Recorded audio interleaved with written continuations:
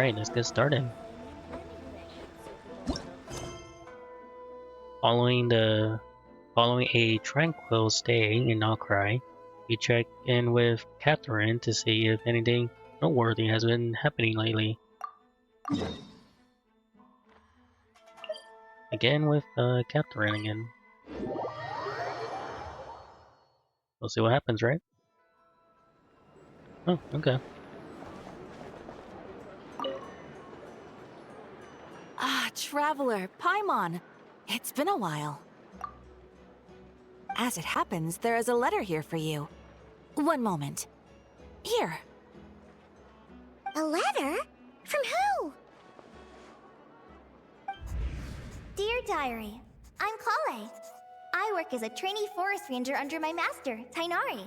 I'm also studying at the academia. Oh, that's very sweet. I've been getting better and better at reading lately.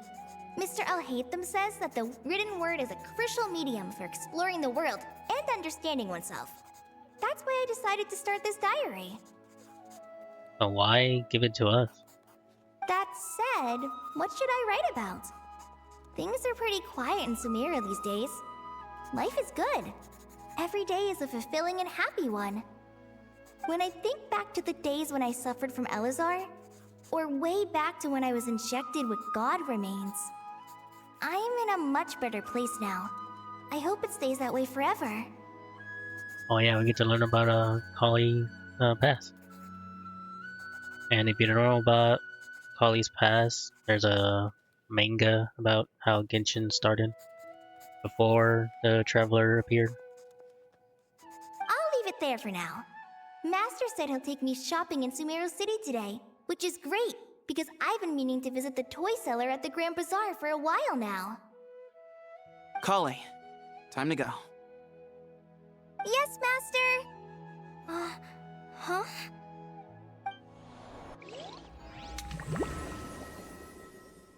Uh-oh. That's not good.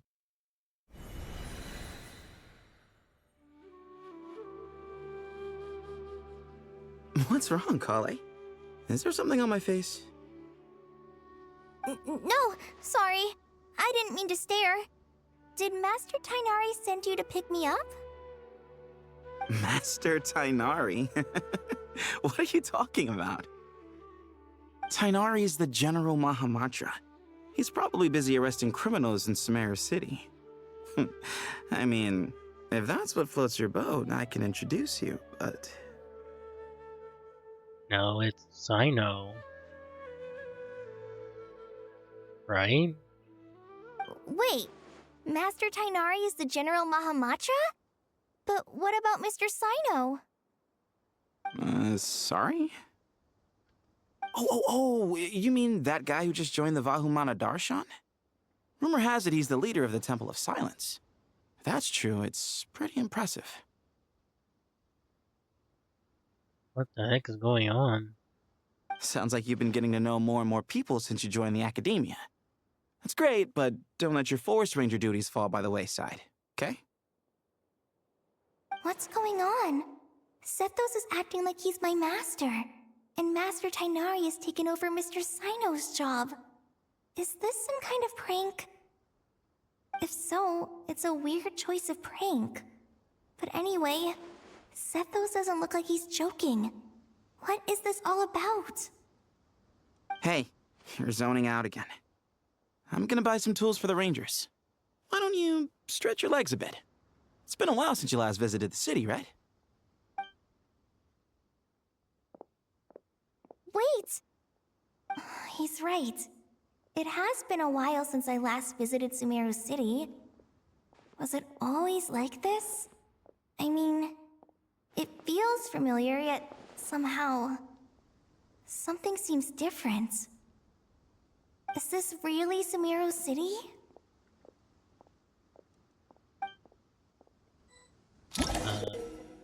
Oh dear. Special story mode save point. When this icon appears in your quest tracker, it indicates that your progress has been saved. And exiting story mode will not set your progress back. Cool. When you're in the special story mode, you can tap on the exit button to check your last save. Cool. But where is Nahida when we need her? Hey, did you see who just walked by? I think she's that famous merc. Oh, they're talking about Daya? Would you like some fruit? How will I ever save enough money to buy that custom-made axe with floral carvings from the blacksmith?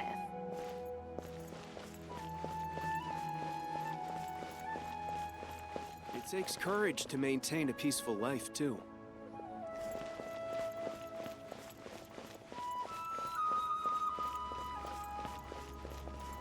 I guess that's I it. heard that Sage disappears without a trace as soon as he gets off work. It's a little mysterious if you ask me. Okay. Hey. Lord Kave Bay, did you get a chance to review this month's accounts? Any feedback? Lord Kave? That's weird.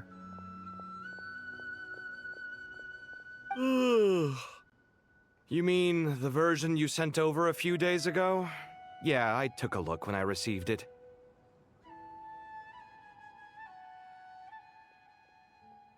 Hello, Drago.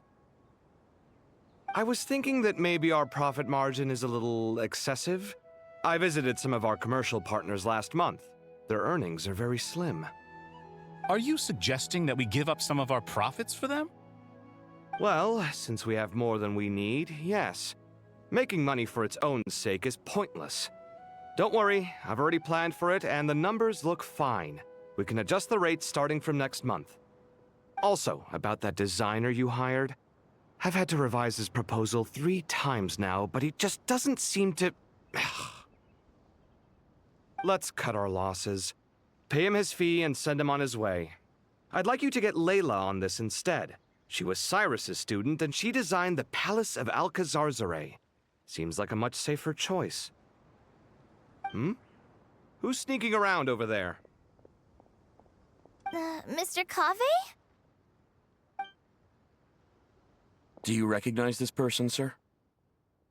Yes, it's all right. We've met. This is Kale, Sethos' trainee. He brought her along the last time I went for drinks with him. Yeah, this is getting weird. A little bit worried. What brings you to the city, Kale? Is your master here too? No, this is all wrong! Why is Mr. Kave saying that too? Tainari is my master, not Sethos! Not today, Drago. Not at the moment. This can't be real. I have to ask someone else. There's gotta be someone else out there who still remembers the truth. Only Nahida knows. Hey, wait! Don't run off! How strange. What's gotten into her today? It's like everyone switched places. I guess I'll keep looking around. Oh, even Catherine's changed us though. That's funny.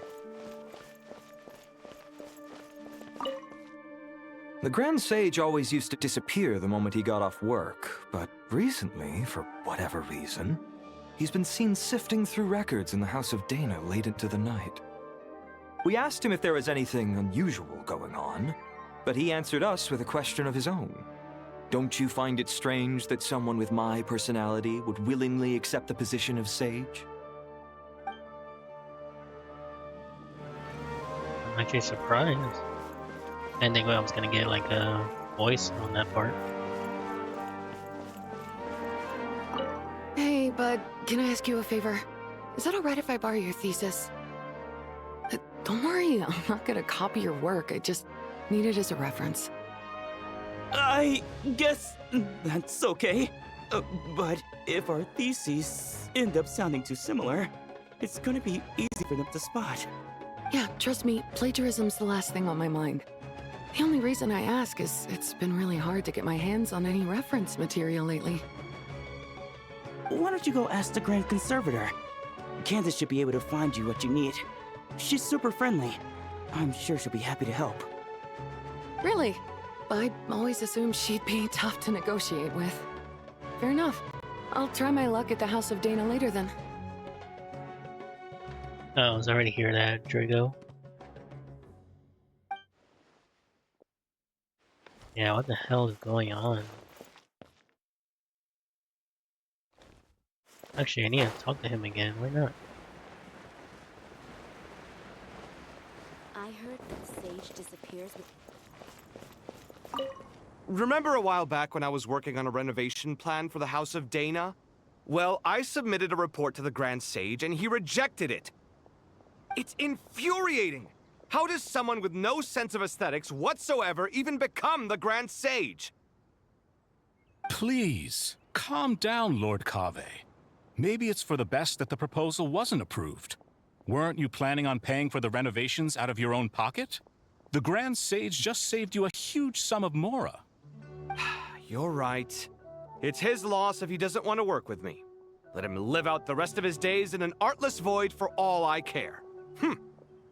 Anyway, enough about that killjoy. There's supposed to be a show at the Zubair Theater today. Are you guys free later? Tickets are on me if you want to join. Yeah, so I'll hate them, it's the Grand Sage.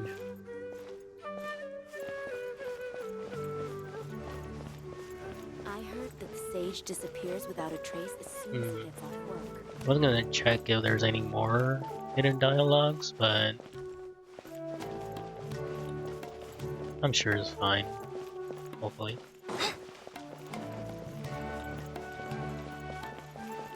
Yeah, good resort. Would you like a cup of coffee? The store's been pretty busy lately. Lots of customers have been feeding Ashru, who watches over the shop, and now Ashru's put on quite a lot of weight. Maybe I should put up a sign saying, please don't feed the cat. Uh-oh. Well, I can talk to the cat. So much pressure these days. Sometimes I just want to write their papers for them. Lots of visitors today, I see. Welcome all. It's been a while. Hey, Rahman. You know that guy who sells face powder on Treasure Street? I haven't seen him around in a while. Any idea what happened to him? Oh, you mean a Hongar? Yeah, he got into a brawl with Shavirme on Treasure Street. He's been banned from setting up shop there for now. Seriously? Oh, well, that's a shame.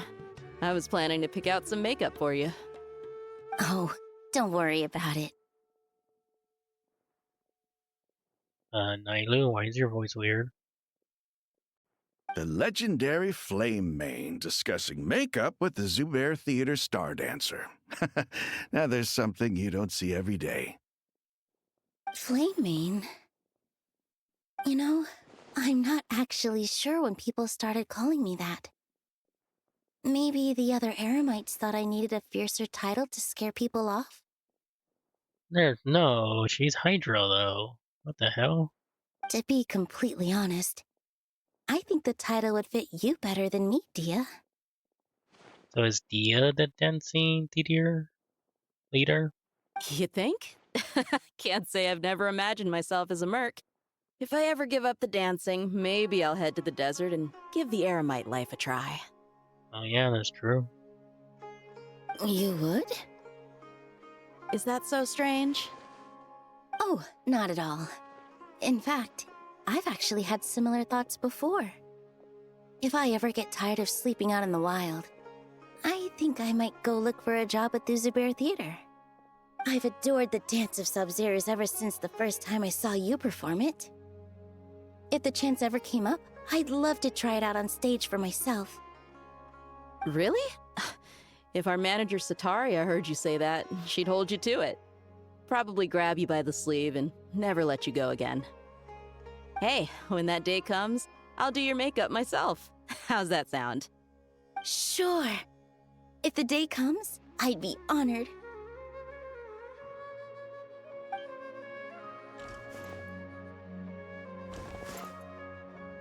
Everyone I know unknown. Suddenly, it's all a jumbled mess. The question is, who's right? Them or me? Oh, my head feels so heavy. I can't think straight. I think I'll hate them know something is wrong.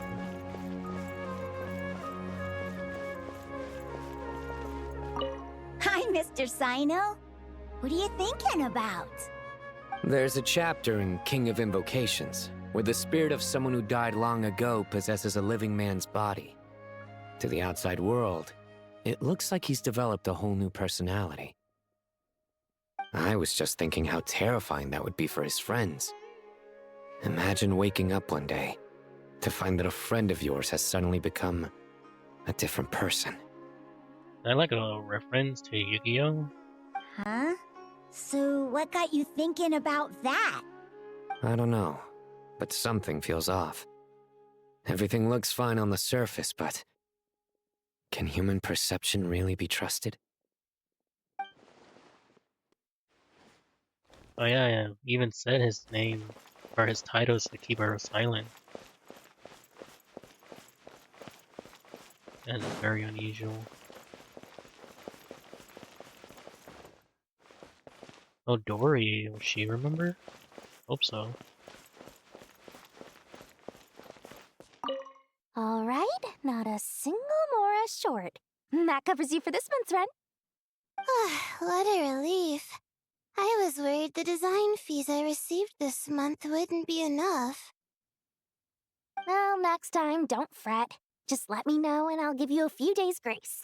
We've known each other long enough for that. Anyway, how are you settling in? I couldn't help but notice that you're staying up late quite often.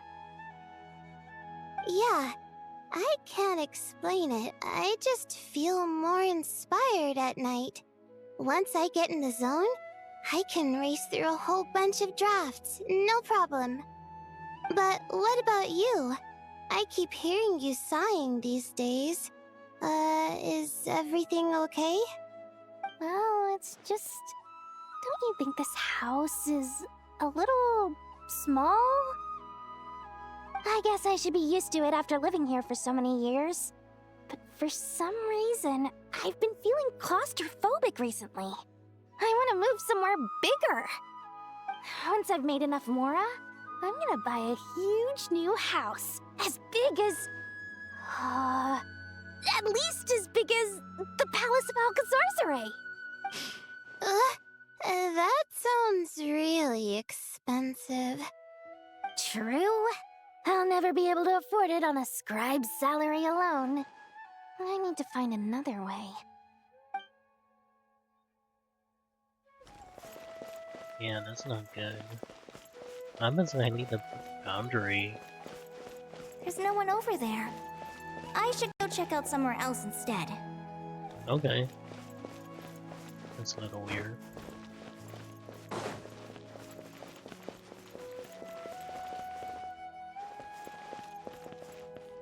Mahamatra Tainari, we've apprehended the suspect. They say that the fool is prone to blind faith, but the wise man is not immune to it either. Siraj, do you have anything to say in your defense? Tainari, you were the one who turned the sages against me. Just a few words of caution from you was all it took to destroy my research. Oh, he's the guy from...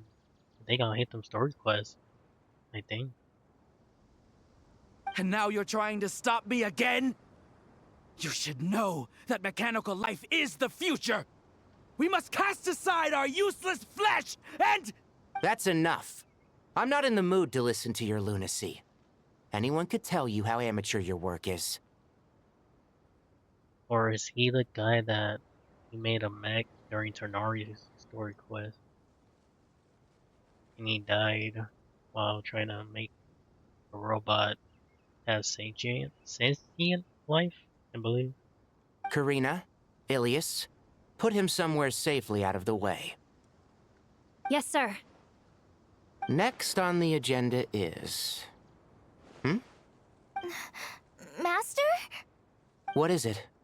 Wait, did Professor Zahahati send you? She's been encouraging me to take on an apprentice. Might be getting a bit ahead of herself there, though. No, Master! It's me! Kale! Listen to me. Something really weird is going on in Sumeru City. It's like everyone's identities have switched around. You're not the General Mahamatra. You're a Forest Watcher. Just yesterday, we agreed to come to Sumeru City today to go shopping together, and... All right, there's no rush. Let's back up a little. Your name is Kale, correct? Although this is our first meeting, you do seem strangely familiar somehow. Is there anything I can help you with? Why is he smiling? No.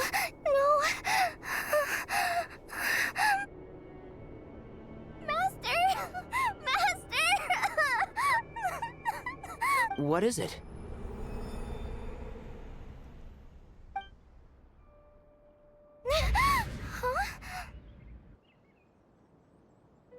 Oh, that's so creepy. Did you have another nightmare? I've told you before, when you're tired, lay down on your back in bed and get some proper sleep. It's much better for you than napping on your front. Poor posture obstructs your breathing, which can lead to all sorts of weird dreams. Now, we're supposed to go shopping in Sumeru City today, remember? Cheer up. I'll take you to Hushang's. I heard he's got some new toys in stock. Go wash your face, take some deep breaths, and when you're ready, we'll head out. Okay. Thanks, Master Tainari. So it was just a dream. And yet, dreams can sometimes be a warning of things that will soon come to pass. Aw, it's Nicole. Who said that? That dream felt unusually real, didn't it? Here's my suggestion. Since you're heading into Sumeru City anyway, you may as well tell Lesser Lord Kusanali about everything that happened. And just to be on the safe side, I think you should also inform your 2 traveler friends who once helped save Sumeru. I'd write them a letter if I were you. Time is short. A storm is coming from beyond the bounds of fate.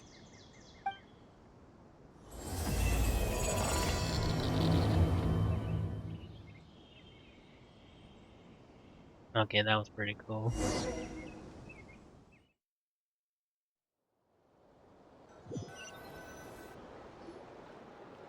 What a strange situation. No wonder Kali was in such a rush to write us a letter. Imagine waking up one day to find that everything around you has changed. You might not even recognize Paimon anymore. Oh, that's a scary thought. Hey, we're wearing our traveler outfit from space. Let's get to Sumeru and find out what the heck is going on. Definitely.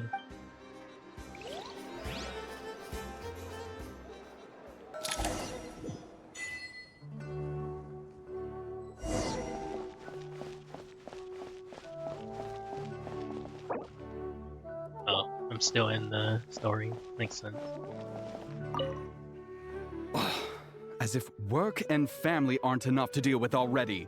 Now they're telling us to move to Caravan Rebot because of renovations? Huh. I bet it's just some vanity project. I don't trust the Dendro Archon, nor any of the sages. Especially not that new Grand Sage, what's his name, Nephis? If you ask me, he's the worst of the bunch. Oh yeah, we never did meet the new Grandmaster.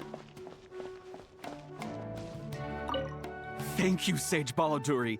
You really didn't have to stay with us to the end. Don't mention it.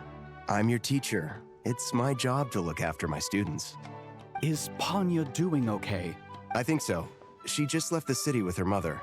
This will be her first trip away from home. She's handling it much better than I imagined. As her father, it's quite a relief. I just hope they have a smooth trip. Pack up your things. It's time we got going too.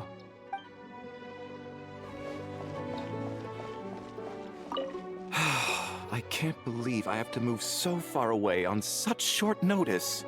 I made an automatic watering device so that my flowers won't wither and die while I'm away from home. Hey, do you think renovation works is the real reason they're moving us to Caravan Rebot? There's a rumor going around that Sumeru City's buildings aren't earthquake-resistant enough. Maybe that's it? All we know for sure is that the order came down from the Dendro Archon herself. Yeah, she's trying to move people away. That's very nice of her.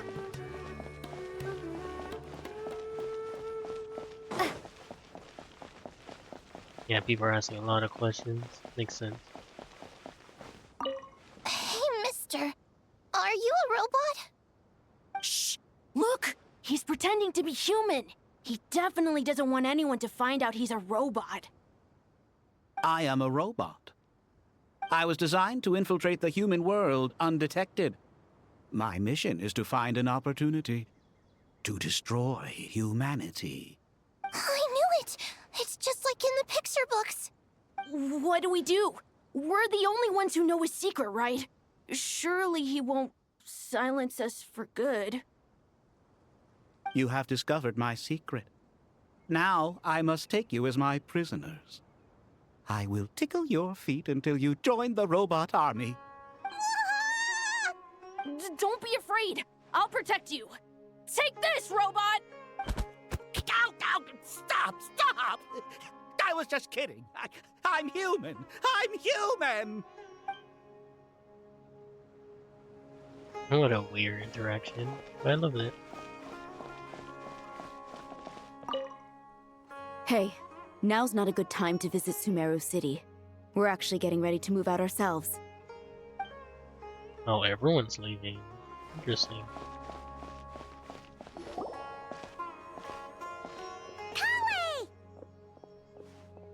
Traveler! Paimon! Thank goodness! I'm so glad you made it! Of course! We won't let anything happen to you, Kale. So, what's going on in Sumeru City? Looks like lots of people are moving or something. Yeah, I was just gonna say. After I wrote my letter, Master and I went to Sumeru City and told the Dendro Archon everything that I experienced, from start to finish. What did Nahida say? She was silent at first. It seemed like she was deep in thought. Then the next day, we got told that she was ordering everyone to leave Sumeru City immediately and move to Caravan Rebot. The entire population of the city has to move? Not just Sumeru City. The evacuation also includes Lokapala Jungle, Avidia Forest, Ashavan Realm, and Ardravi Valley. Basically, everyone living in the rainforest must temporarily relocate to Caravan Rebot. Holy smokes! It's crazy! Yes, it's quite an operation. Even if people only bring the bare essentials, the scale is simply enormous. They've requisitioned almost all the Sumpter Beasts in Sumeru for the task, including the entirety of Dory's Sumpter Beast Park. And Dory, of course. All on account of that dream Kale had? Did Nahida give any indication as to why? The Dendro Archon said that what Kale experienced was not a dream, but a warning. After our meeting, she immediately summoned the 6 sages to analyze the situation and discuss countermeasures. They concluded that the events seen in the dream are very likely to become a reality, and that an unknown danger is rapidly approaching. Oh, please keep that to yourself. We don't want to cause widespread panic. The official reason they've given is a large-scale renovation of the rainforest ecosystem. People are skeptical, but there haven't been any major incidents. So far, at least. The Dendro Archon seemed really worried when we spoke to her. She said you can go visit her in the Sanctuary of Surasthana when you arrive. She also said she'd hold out until the very end. Tighnari? Kale? You got a minute? I need a hand here. One moment, I'll be right there. As a forest watcher, I've been tasked with assisting with the relocation work. There's a lot to be done, and they need all the help they can get. This will be the final group of evacuees from Sumeru City. While they're away from home, they'll be heavily reliant on outside help. Thank you for coming in our time of need. As you can see, another crisis is upon us. Excuse me, sorry to trouble you, but could you help an old man find his medicine? It's buried somewhere in my luggage. Where's my mom? Where did she go? Don't worry, it'll be okay. Those items are worth a small fortune. Make sure you store them somewhere safe. You understand? Okay, that guy's voice did not work. I bet you thought you'd get away with this in the chaos, huh? Guess again. No petty thief gets past me. A mass evacuation inevitably comes with all kinds of problems. Nahida wouldn't have resorted to this unless it was absolutely necessary. The strange event of Kali's dream took place in Sumeru City. Whatever danger is afoot, it must start here, which is why everyone has to leave. We should go help the evacuees. See you around. I'm so glad that you believed me and came all this way to help. It means a lot. Please stay safe. Don't worry. We may not know exactly what's going on yet, but as long as we stick together, we'll find a way through this. Goodbye! Look after yourselves! Will do. See ya! Paimon's not sure how she found the words to comfort Kale because, honestly, she's kind of nervous herself. Let's head to the Sanctuary of Surasana and see Nahida.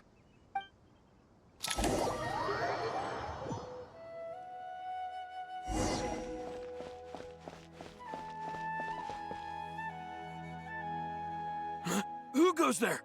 No unauthorized access to this place. By order of Mahamatra Sino.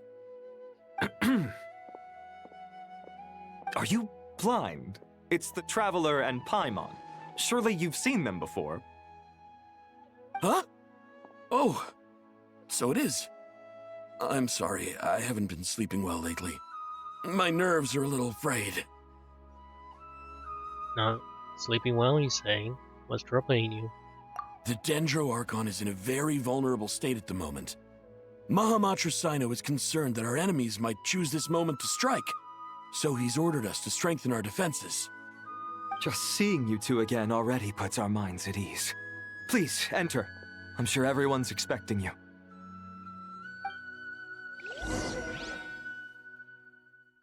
Wow, what a grand, entrance. Yeah, there's Alhaitham and Sino.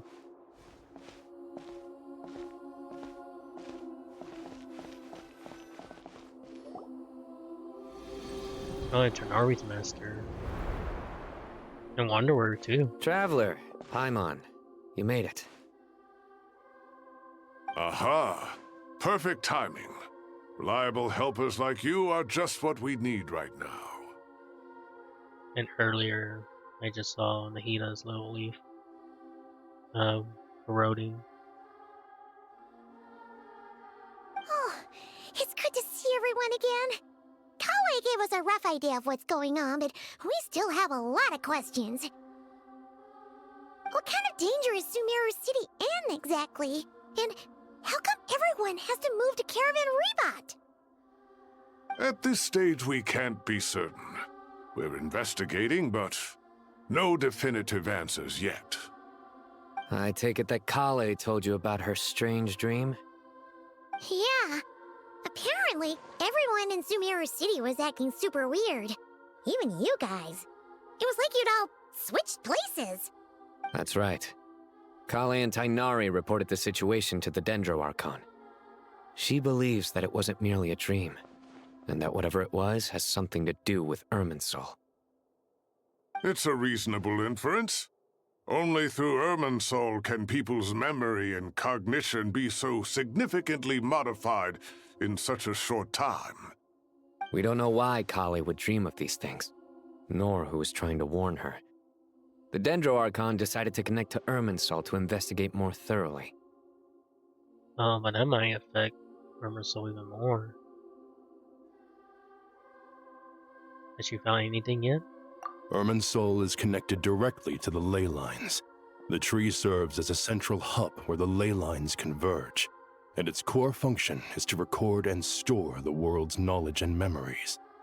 But something has gone awry, severely compromising the performance of this core function. Information is bottlenecking inside Irminsul, hampering the ley line's flow. If this continues, new information will languish unrecorded, with existing records thrown into disarray. In short, the souls of the dead will be stranded, while the living have their sense of reality warped. In the long run, Kale's dream could well become a reality. And that's just the beginning. There's no telling what other nightmares could end up coming true. Irminsul, the ley line. I have come this far to use my death to open the gates of the ley lines to my people. Oh, that's so cool. We get to hear Capitano again. In that land, the captain was storing standard souls inside his own heart. Oh, stranded souls, sorry. It was only after the rules of the Night Kingdom were omitted that they were finally able to return to the ley lines. And that was just one nation. A problem with Irminsul itself could end up affecting all ley line worldwide. Faced with a growing backlog of information, the Dendro Archon decided to connect herself directly to Irminsul and take over the recording and processing function herself. But it is an almost impossible task. Individual brains aren't equipped to deal with the sheer volume of knowledge and memories involved. All that information flooding in at once would instantly fry any human mind. And for a god, even for a god, the suffering must be unimaginable. The Dendro Archon's power originates from Irminsul. Any issue with the tree itself takes a toll on her to begin with. On top of that, she's subjecting herself to the grueling task of processing all that data. It must be torture for her. And despite all of this, she is somehow finding the strength to investigate the Irminsul situation from within and send us her findings. I finished analyzing the latest data. Looks like our working theory was wrong. There's no signs of Irminsul having been attacked from the outside. So it's internal then? Some sort of disease, perhaps? No. I've spent half my life studying the ley lines. If Irminsul malfunctioned this easily, the world would have met its end long ago.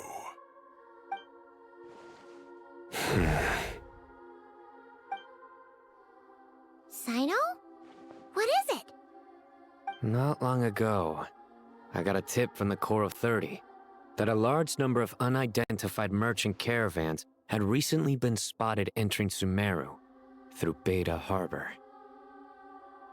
At first, I suspected that they might have something to do with all this, so I sent some people to investigate. But if Irminsul wasn't attacked from the outside... Don't you think there are more important things to worry about right now than guessing who's behind all this? It's been over 12 hours with no new intel. If even the Keeper of Irminsul is this badly affected, you can imagine how bad things are in there. Yeah, her leaf is a little faded on her head. Oh dear. Dendro Archon.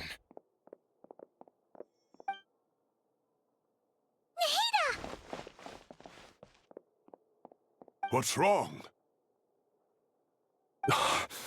Her breathing is weak, and her elemental energy levels are dangerously low. Looks like it's time to move to the backup plan. What's the backup plan? Get out of the city and take the Dendro Archon with us. Oh damn.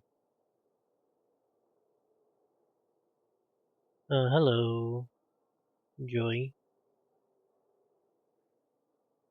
The entrance to Irminsul is directly beneath the sanctuary of Surasthana.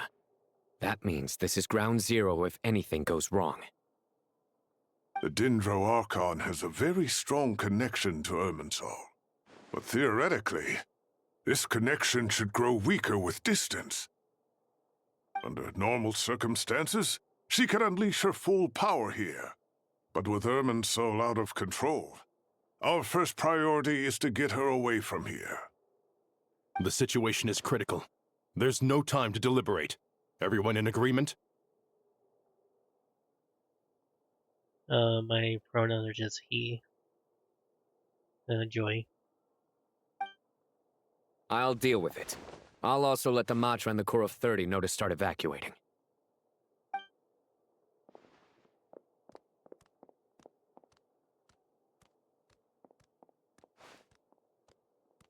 Aw, we got her on our back. That's adorable.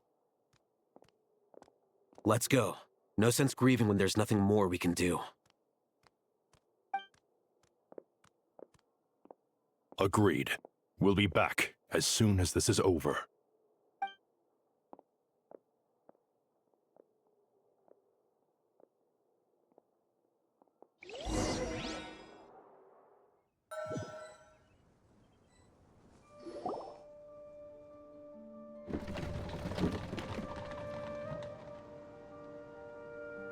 The last group of civilians has been safely evacuated.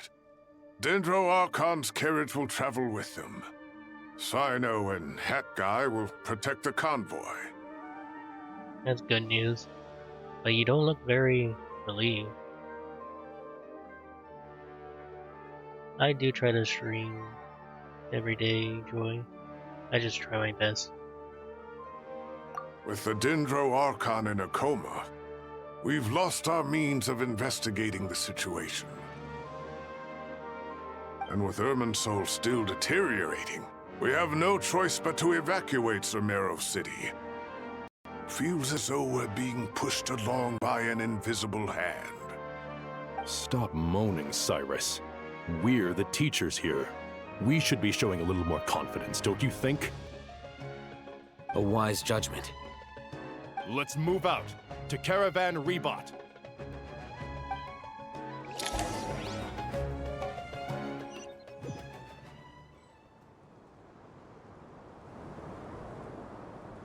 Sir, all units are in position.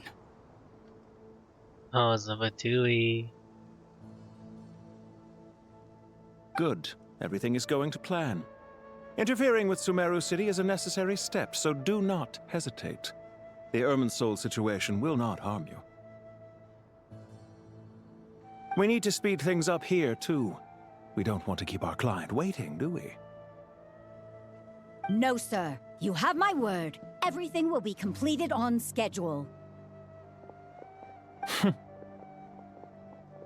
Oh, it's definitely to do with the glasses. They say that fervent ambition attracts the favor of the gods, and with it, a vision. That does sound like Sebastian from Black Butler. But we appear to be the exception. So, is our ambition not strong enough? Or does it threaten the very foundations of this world?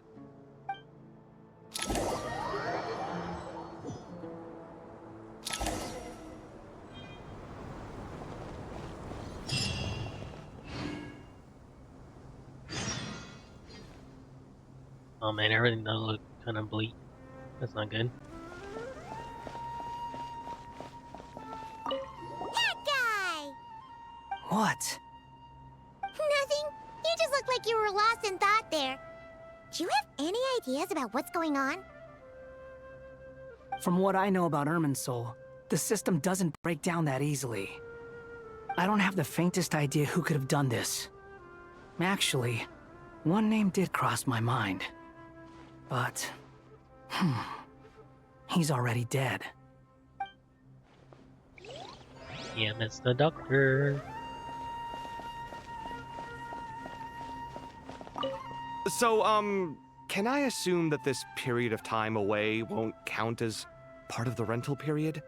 Maybe we should deduct it from next month's payment. Sure. Great! Wait, why are you suddenly being so reasonable? What's the catch? I'm always reasonable with rental payments. Like the time I refused to let you use that wine you brought home as collateral. That was a perfectly fair request, and you know it! Everyone runs low on funds now and then, don't they? And that bottle of wine wasn't cheap. You ought to be thanking me. Anyway, Sumeru City should be empty by now, right? With no one at home, I've been worried about security. I'm worried about burglars. What would they steal? That new scroll you bought? Ah! I'd almost forgotten about that. Oh, I only went and hung it up in the most conspicuous spot in the house. If anyone breaks in, it'll be the first thing they see. Well, no one but you gave it a second look while it was on display in the shop. I doubt anyone would go out of their way to steal it. You say that, but what if there's a thief out there who shares my aesthetic tastes? Then you can only hope he shares your taste in expensive wine as well. Always worth having some collateral. You! I'm glad they're still arguing. Still funny. Keep your eyes peeled. It's down to us to maintain order at this time. This is a direct command from the Mahamata. Everyone stay vigilant. We cannot allow bad actors to take advantage of the chaos. Wow, that's crazy. I didn't think I was gonna get all these, like, cool little, books. Take this medicine and get some rest. Long journeys are fatiguing at the best of times, and it's taken a toll on your health. Please focus on recovering for the next couple of days. Got it. Thank you. I'm glad he found his medicine. I wonder if there's any more you want to talk to here. Yeah, it doesn't look like it. But I'll double check. Yep, the wall prevents me.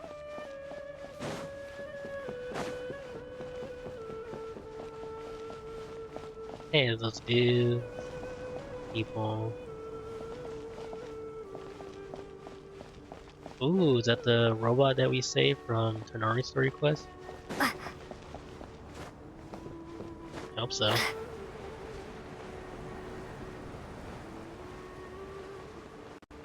wonder if we're gonna see Dory though. That'd be cool. Okay. Yeah, I think that's everybody.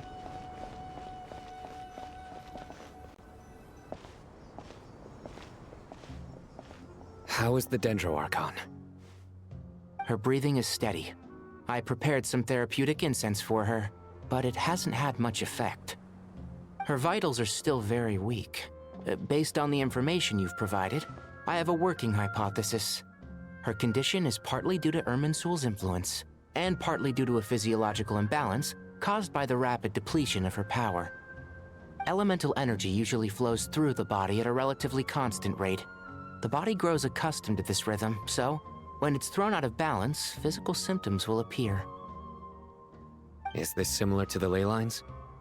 Overloading and withering both directly affect their vitality, potentially causing irreversible damage. Correct. From a biological perspective, if you overexert yourself, you pay the price with your life. The Dendro Archon is not only drained of power, but her life force is at a critically low level. Is there any way to restore her health?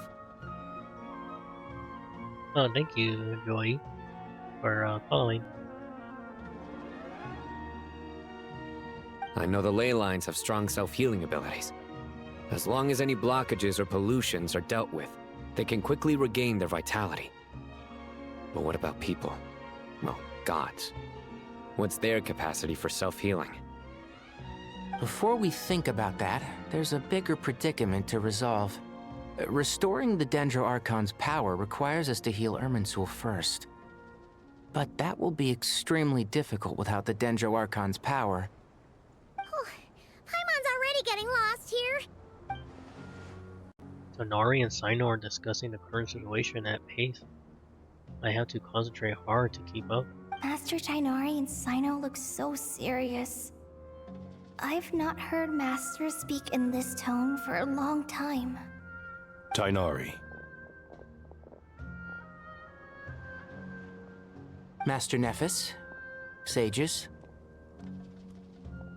Tighnari, haven't seen you in ages. Have you gotten taller? Or did your ears get longer? Hopefully the former, Uncle Baladuri. Sino, where's Professor Cyrus? I thought he'd be with you. He went out into the wild to investigate the situation. He said that the Irminsul anomaly will likely start to affect the real world soon. He shouldn't be trotting around alone at his age.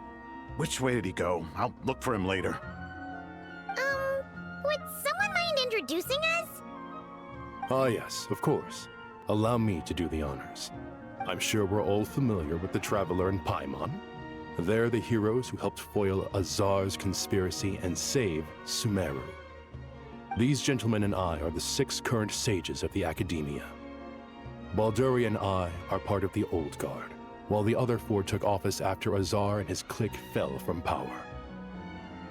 We have Sage Alkindi of the Spantamad Darshan, Sage Farnas of Kasharawar, Rataoist Sage Shakir, and finally Haravatat Sage Rusht. Nice to meet you all. It's an honor. We'll be working together closely to resolve this crisis. I've heard much about you. Delighted to finally meet you in person. You're younger than I imagined for someone with the power to stand up to fate itself. Thank you for lending your aid to Sumeru once more. Once we're on the other side of this, could we get a photo together? My daughter has a friend named Isak. He's always talking about you two. Of course! No true hero would deny a child their wish. Back to business. So with the Dendro Archon currently in a coma, the people have taken temporary refuge at Caravan Rebat, but they cannot stay here forever. We need to come up with a plan as soon as possible. Farnas, any thoughts? Well, firstly, having reviewed the data, I'm inclined to agree with your assessment. This doesn't look like an attack on Irminsul from the outside. Rather, it resembles a malfunctioning machine. Calculations going haywire and sparks flying. That being said, before we consider how to fix it, we need to understand precisely what has gone wrong. Furthermore, we somehow need to ascertain this without relying on the Dendro Archon's power. We have no direct access to Irminsul. However, we might be able to gather the information we need from the ley lines. Study the branches to learn about the trunk, in other words. Wait, is that what Cyrus is up to? No wonder he ran off to research in the wild. Curse always one step ahead of me, isn't he? I heard that while in the sanctuary of Surasthana, the Dendro Archon had to serve as the central information hub herself. This is a clear sign the situation within Irminsul might be far worse than we can imagine. Irminsul is vital, not just to the safety of Sumeru, but to all of Teyvat. We must be the ones to bear responsibility for this world. To be on the safe side, I think we need to consider some backup plans. Are you saying we should consider a scenario in which Irminsul is completely destroyed? I'm merely pointing out that the possibility exists. You have a valid point. But until worst comes to worst, I believe we should focus our efforts on resolving the Irminsul anomaly and helping it recover. Kale, I understand that you were the first to foresee this crisis. If it's all right, I'd like to talk with you about it in more detail. Of course, but even I don't know how I came to have that dream. If there are no signs of external damage, could it be a stress fracture? Metals tend to suffer from this issue with long-term use, and Irminsul has existed for centuries, after all. It's possible, but surely a stress fracture would be more likely to cause a complete shutdown rather than chaos. Sages, General Mahamatra, sorry to interrupt, but something has come up. What happened? Some citizens didn't believe that Sumeru City was really in any danger. They slipped away and hid during the relocation, intending to return home. How many people are we talking? About a dozen. Sakura found them while on patrol, but they appeared to be suffering from psychosis. For whatever reason, they were trying to kill each other. By the time we arrived, there were only 2 survivors. One was unconscious from their injuries. The other tried to attack us, but was subdued. Oh damn. Already casualties? Where did this happen? Near Yasna Monument. That's not far from Caravan Rebot. Master. I know. The Irminsul anomaly is beginning to have effects in the world. I didn't expect it to spread to Yasna Monument so soon. It almost feels like we're being chased relentlessly, with no time to catch our breath. Sir Cyrus said the same thing. He sent me back to report in, while he continues investigating. I'll go join him. I'll come with you. Count me in too. Don't let my age fool you, I can still fend for myself. Very well. Meanwhile, the rest of us will continue discussing our next steps. Get back soon. Take care of yourselves. It's getting dangerous out there.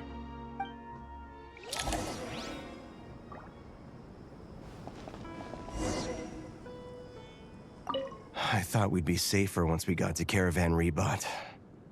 If the Irminsul anomaly's sphere of influence continues to expand, our only option will be to move into the desert. To Aru Village? We should check if they can accommodate so many people. Essential supplies will also become an issue. We were only able to relocate here so quickly because Caravan Rebot is well stocked. If we move to the desert, we'll need to carefully calculate how much food and water to bring. I don't trust this dude. Don't be nervous, Kale. I just wanted to ask, have you ever had similar dreams to this one before? Similar how? Dreams so vivid, they seem real.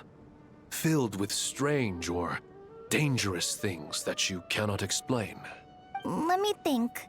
There was one time, I don't remember it very clearly, but I saw fire. Fire? Yeah. I wish I could give you more details, but all I remember is fire everywhere. From the sky to the ground, everything was burning. The heat was unbearable, and ashes were blowing in the wind. I doubt this dream was a mere coincidence. Perhaps it was some kind of prophecy? And yet, you've never studied astrology. I'm at a loss to explain it. Yeah, that was back in Sumeru. It's almost like 3 years ago. It's pretty crazy. Wait, so there's no teleporter either? Wow, that's unusual. Thank you for everything, Tainari. Don't worry about me. I'm fine. But if you don't mind me saying so, Master, you're looking a little nervous yourself. I only just got appointed as Grand Sage, and now this happens. It's quite overwhelming. Oh, he's the new Grand Sage. That's cool. Looking back now, I don't think I handled the situation with Azar very well at all. Yes, I protested, but I went about it the wrong way. Instead of helping, I just ended up getting locked away. Now that I'm the Grand Sage, I have to be responsible for everyone's lives, including the dozen or so who fled to Yasna Monument. I can't help but blame myself for their deaths. It's only natural that you want to do the best job you can. But, Master, we both know perfection is impossible. You're right. We may well be heading into the desert before long. Feeling up to it? We left in such a hurry that I didn't bring any sun lotion, but I'm sure I can make some from local ingredients here. That was a big part of my graduation thesis, after all. Still remember? Of course, like it was yesterday. I remember asking you if you'd like to stay and teach, but you turned me down without a moment's consideration. Anyone else would fight tooth and nail for the chance to research by my side. But you couldn't get out the door fast enough. Weren't you afraid I'd hold up your thesis and stop you from graduating? If you'd pulled a move like that, I would have reported you to the Matra right away. You wouldn't give me a second chance? What about the bond between mentor and student? No, Master. I would not sit by and watch you go astray. Very good. Then I taught you well. That's very cool. Oh, thank goodness they have the teleport. These are very useful. If only they had them everywhere.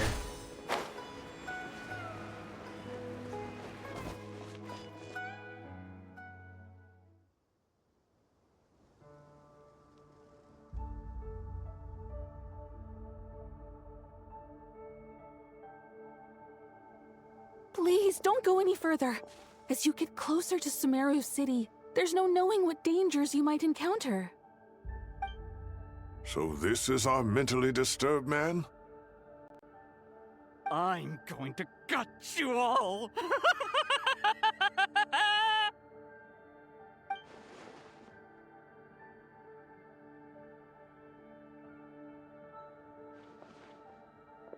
And he's still going forward. Cyrus, you didn't even bring a single guard? Do you think you're some sort of warrior? It's fine. Come here and look at this. Oh, there it is.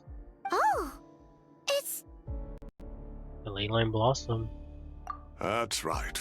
Flowers that bloom from openings in the ley lines, indicating some sort of anomaly. I don't believe I've ever seen a color like this before. Did you discover it nearby?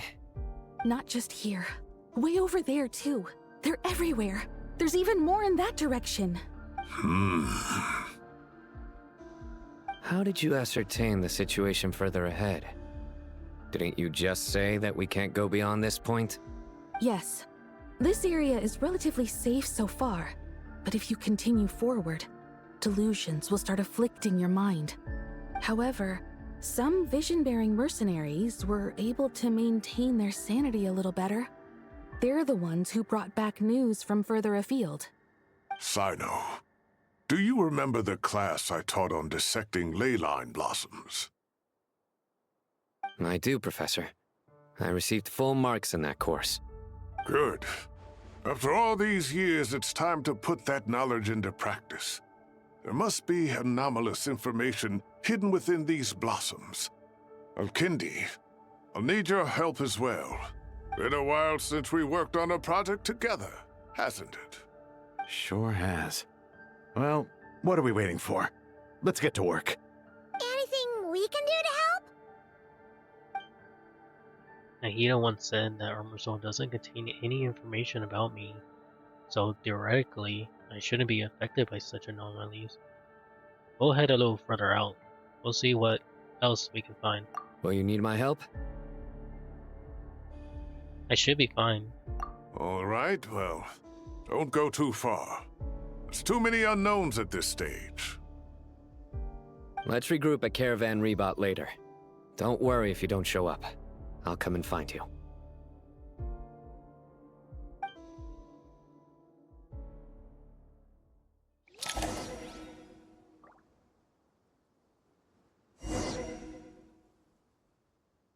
Still pretty crazy.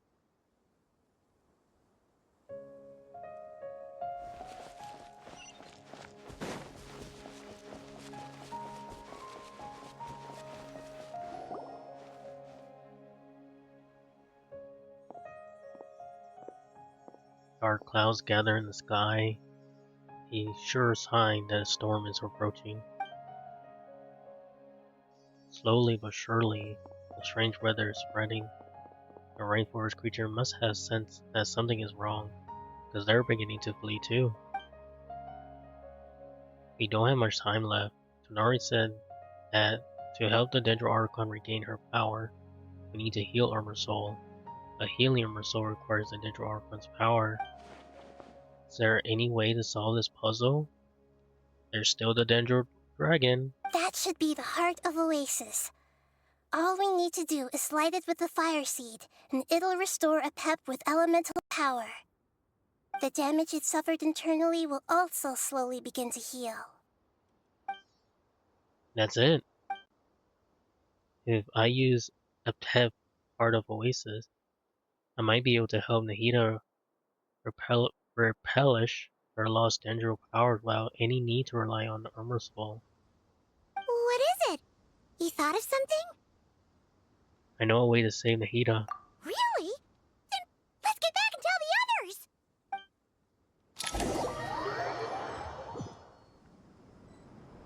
Can't believe it took us that long to figure that out. Whew. Glad to see you've returned safe and sound. Any longer and we would have gone out looking for you. Well, this is a nice surprise. Paimon sure feels better with everyone we know here. It's great to see you all. We've made some progress, so let's start by giving you and Paimon a quick update. By dissecting the ley line's blossoms, we've been able to deduce that although Irminsul is experiencing an anomaly, it has not completely rejected access from the outside. The Dendro Archon has the power to connect to Irminsul, but there's also another way. I assume you recall the devices everyone was wearing when you first arrived in Sumeru? Devices? Oh, wait. You mean... The Akasha terminals? That's right. Of course! It's been so long, Paimon almost forgot all about the Akasha. Wasn't it shut down, though? Yes, but although the system isn't currently operational, the technological infrastructure is all still there. And it turns out that a certain someone gets so bored at work that he's actually read through every single one of the instruction manuals. No prizes for guessing who that was. Nah, that's true. If praising others is that embarrassing for you, you can simply spare yourself the ordeal.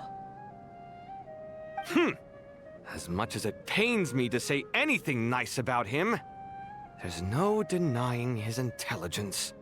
He rarely forgets anything he's read. The Akasha is exactly what Sumeru needs at this moment. Between us, we should have all the knowledge and expertise we need to get it up and running again. But if I recall correctly, doesn't the Akasha need a Gnosis to function? That's exactly right. The Akasha relies on the Gnosis as a power source, and in its absence, we'll need to find an alternative. To tackle this problem, it looks like we'll be relocating once again. Namely, to the Temple of Silence. Ring any bells? It's the only major institution in Sumeru dedicated to preserving the knowledge of King Deshret's civilization. You might find the answers you're looking for hiding there. I agree. There's a good chance. Master Nephis and the other sages have discussed it. As the chaos from Irminsul continues to spread, Caravan Rebot won't be a safe haven for much longer. We have to move into the desert next. The scholars and sages will head to the Temple of Silence, while the civilian population seeks refuge in Aru village. The Eremites will keep everyone safe during the journey, and Candace will be there to receive us at the village. This leaves us just one thing to worry about. That Dendro Archon.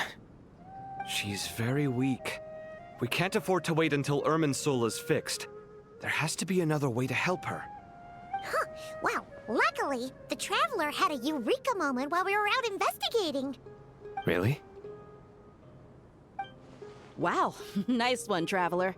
Let's hear it. What say our Amorta experts? Theoretically, it's feasible.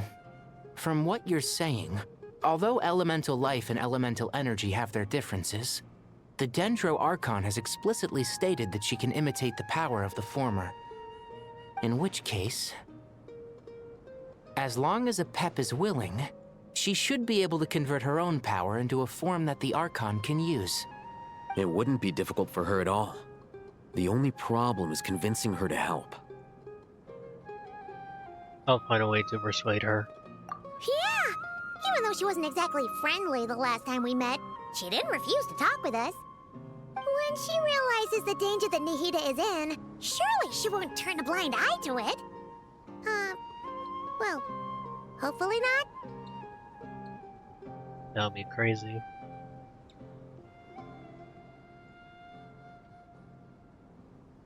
Either way, we're not exactly spoiled for choice here. Hey, it's better than having no options at all. I agree. Without Irminsul's aid, the legendary Dendro Dragon Apep may well be the only living thing in Sumeru who can help our Archon recover her power. Hello, Suna. Sorry I didn't get your message earlier. There's no time to lose. I'll bring this proposal to Master right away. If he and the other sages agree, we'll split into 3 teams. The academics will go to the Temple of Silence to look for a solution to the Akasha problem. The Eremites will escort the civilians safely to Aru Village, and the Traveler and Paimon will take the Dendro Archon to see Apep. There's still a long road ahead, and no knowing if we'll make it. But at least we have a direction now.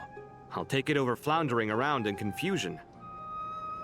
If there are no objections, then let's proceed.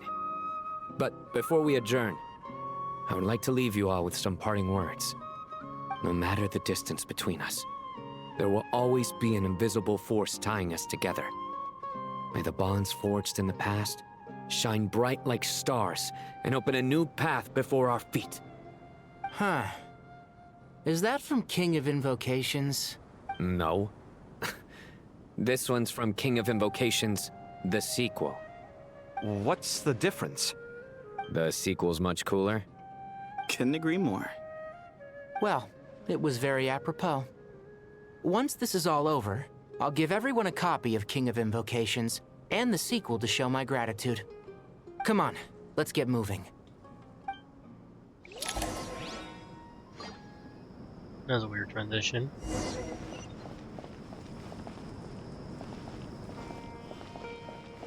Surprised I haven't seen Dory at all, though. Unless she's talking to Alice right now, and Nicole.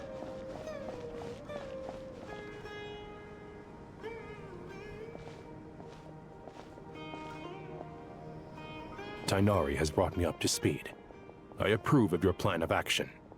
But we can't proceed with everything right away. The people need to rest. For many of them, this will be their first time in the desert, so we'll need to find additional personnel to help escort them. You two, please go on ahead with the Dendro Archon. Let's rendezvous at the Temple of Silence later. No problem. We got this. Words can't express my gratitude, so let me just say, I hope everything goes smoothly for all of us. Goodbye for now. All right, let's get going. If Paimon remembers correctly, the last time we saw Apep was in... Traveler, Paimon. Could I borrow you guys for a moment? It'll only take a second. Kale, what's the matter? Well, the thing is, Master Tighnari once told me, after you raise a problem, you should think about how to resolve it. But ever since I had that dream, I feel like I haven't been of any help at all. I tried my best to keep up with the conversation, but there was so much new information, I couldn't take it all in. So, I just wanted to ask, do you have any tips for me there? Paimon knows exactly how you feel. But fear not, everything you need to know is right here in Paimon's notes. Sumeru chapter. It's got tons of info about all the things we've seen and heard on our adventures. Some parts are a little simplified, but hopefully it all makes sense. You sure kept that one quiet. You see? Being the greatest guide in Tibet isn't just a fancy title. It takes a lot of hard work. Paimon doesn't always understand the things you're talking about with other people.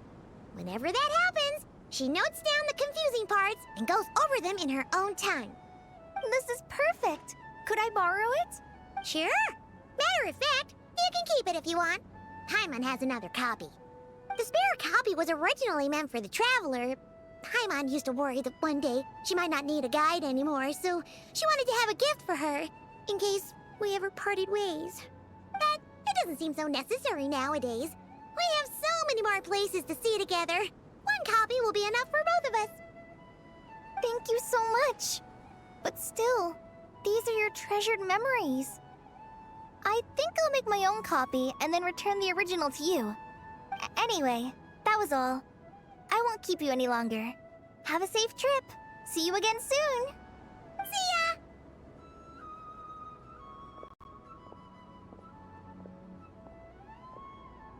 Alright, time to bring the heater to see a Pep. Let's hope that old grouch is in a negotiating mood.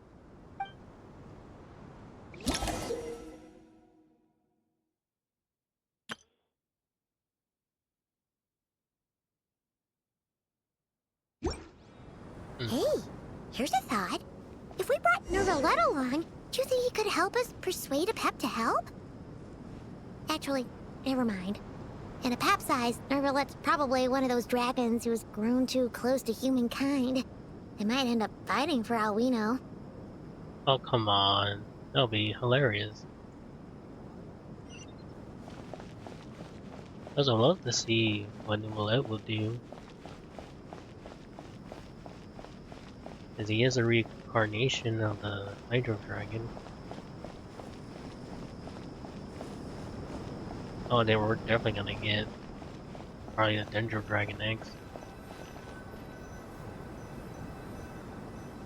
Oh, we're taking the heater with us. Okay.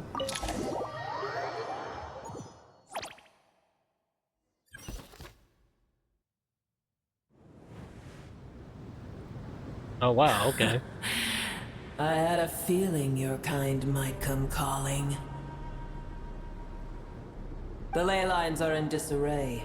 Something has gone wrong with Irminsul, yes? Okay, that's funny. Yep, Pep. That's cool.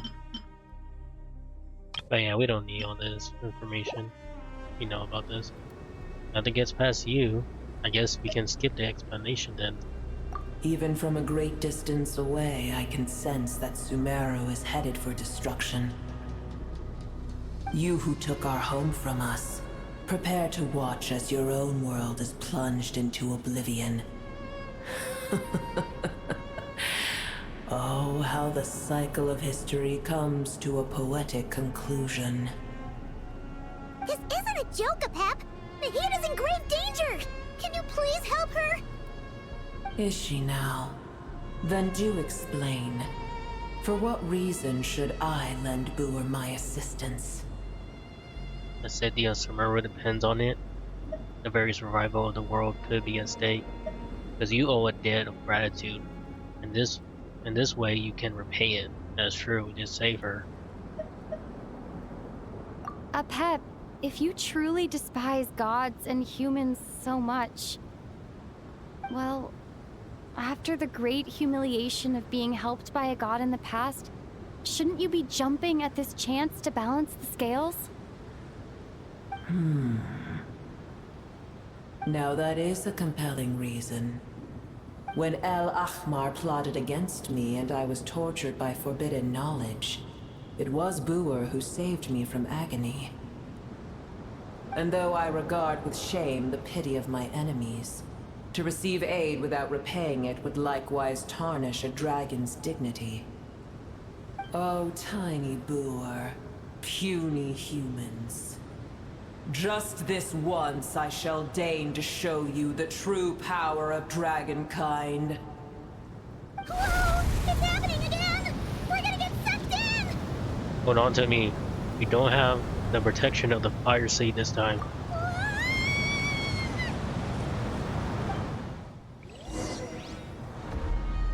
We're going inside her body.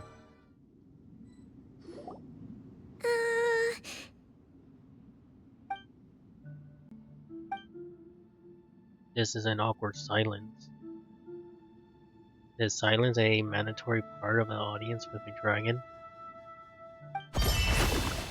It is done.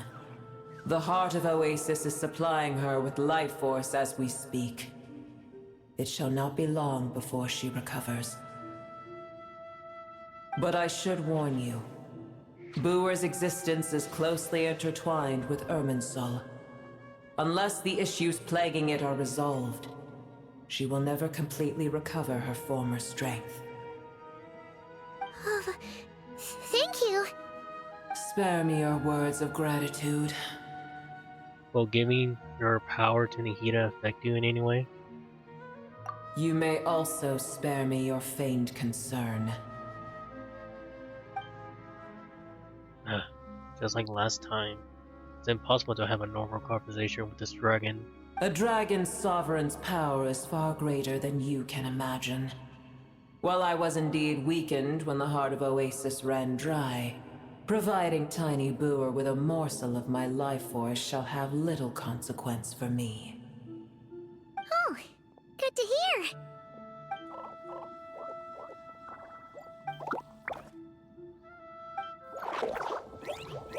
Like a pet once said, the elemental life forms who merged with her have now been reborn. Knowledge, memories, and emotion they once had are gone. They are brand new individuals now, and yet for some reason, they seem drawn to Paimon me.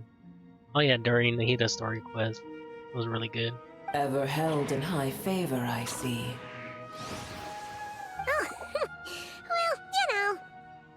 The compliment was sincere. Simply accept it. Come to think of it, I'm curious how a pet sensed the leyline anomaly from so far away, and immediately guessed that something was wrong with Irminsul. Could she have known something we don't? A pet. Do you know much about Irminsul? I did once. That tree was not planted by the heavenly principles. Irminsul existed before they ever arrived in Tevat. Ooh. That's really cool. What? There was a time when it belonged to Tevat, to dragonkind. Its appearance and function then differed greatly from today. The ley lines flowed with an abundance of a familiar, primitive form of elemental energy. You may know it as the power of the Light Realm. The heavenly principles usurped and refashioned Irminsul, made it serve humanity, and used it to anchor the fate of the world. Yet in the end, humanity has failed to protect it. Heavenly principles, God of gods. It makes me sick.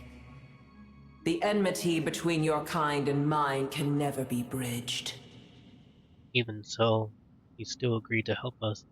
As things stand today, holding a grudge against you would serve no purpose. But there will come a day when we reclaim this world for ourselves. The opportunity will arise no matter how long we must wait.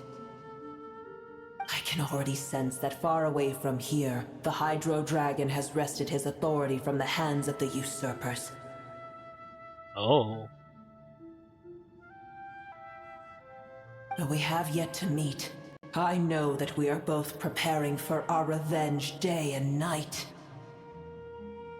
So she does not know about Nicolette. That's funny. Uh-huh. It's probably best if we don't tell a pet that we're on such good terms with the Hydro Dragon. I hear a great disturbance out there. Huh? What is it? Sandstorms come. The Jinn.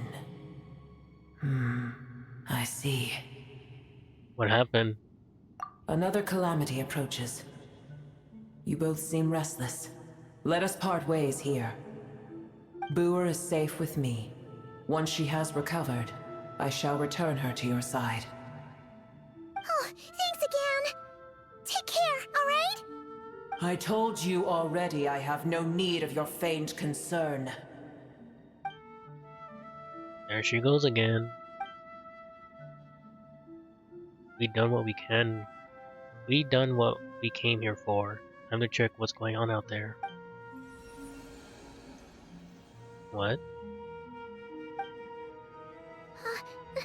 Nahida? You're awake! Are you okay? Cease your interrogation. Yes, she awoke for a brief moment, but she has now lost consciousness again. Take it. We shall talk more at another time. The statue of the gods hang inverted from the heavens, but one alone is unique among them. The location is, remember, tell no one. The moment I touched the key Nahida handed over, a mysterious piece of information appeared in my mind. I don't know what it means, nor how to decipher it, but I will firmly commit it to memory. It must be incredibly important information. I don't know why Nahida would keep it a secret from everyone, but it's probably best that I do the same for now. Where the heck are we? Did you just dump us in the middle of nowhere? Wait. No, Paimon remembers now. The Temple of Silence is over that way. Come on, let's go find the others. Oh. Looks like there's a lot of sandstorms all over the Sumeru Desert. That's funny.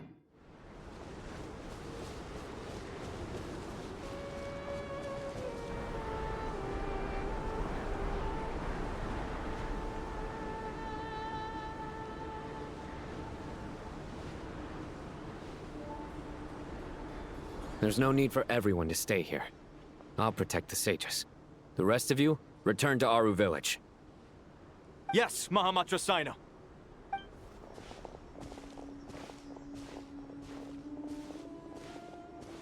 Sino! What's going on? You're back. How's the Dendro Archon? She's still with Apep, but she's recovering.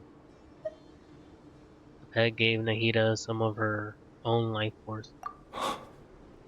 What a relief. What's with these sandstorms? It's the Jinn. Countless Jinn have stirred up violent sandstorms across the desert, blocking our path to the Temple of Silence. The Jinn were familiars created by the goddess of flower. For herself, after her passing, they pledged their loyalty to King Deseret, till his civilization too was swept away by the storm. As a legendary race, they live on the tales and songs of the desert people. Even now, their kin may still be encountered amid the sand. Okay, that's cool.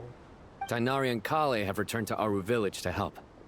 The Jinn are being highly aggressive, so both the village and the merchant caravans require protection. It's just one thing after another. Where did all of them come from anyway? In all my trips to the desert, I've never seen anything like this before. As I see it, the only possible candidate is Gurabad. The royal capital of a mortal kingdom that once stood above the great red sand,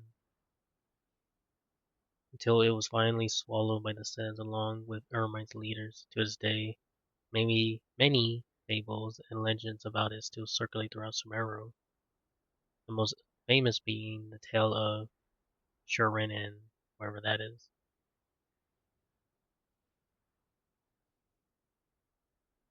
Oh, it was a shrine and rebuild over and over again. Gurabad? Baladuri could explain in more detail if he were here. All I know is a rumor I've heard about from previous trips to the desert. Supposedly, a great number of dormant Jinn lie sealed beneath that city. Jinn from Gurabah, huh? A familiar figure comes to mind.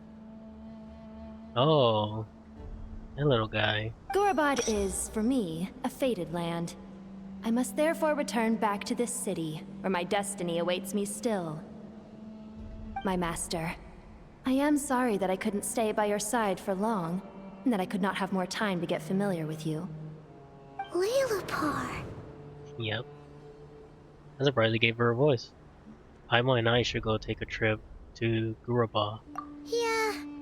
We once said goodbye to a friend there. Well, maybe not a friend exactly, but someone we met on the road anyway. She was a strange bottle. If we can find a way to wake her up, Maybe she can help solve the situation in Gurabad. Well, be careful. You may find there's more than just the Jinn to worry about.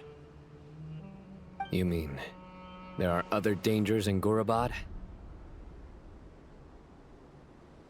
It's a sensible assumption to make. The moment we arrived in Caravan Rebod, the Irminsul anomaly started spreading in that direction. Now we've moved to the desert, and suddenly we're plagued by Jinn and sandstorms. To call it a coincidence would be a stretch. Don't worry, we've gotten a lot stronger since our last stint in Sumeru.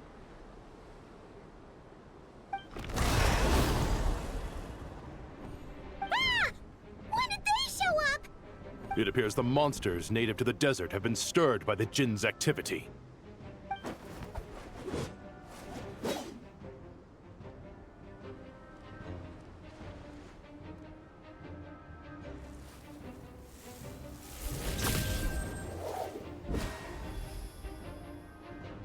You should get going.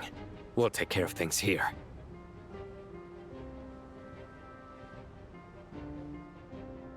Be careful. You too. Don't do anything too risky. You got it?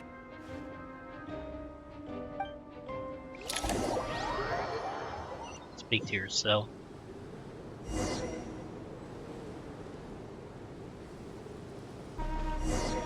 The Jinn are swarming out of Gurabad! Looks like Al-Haytham was right! Let's get inside and see what's going on!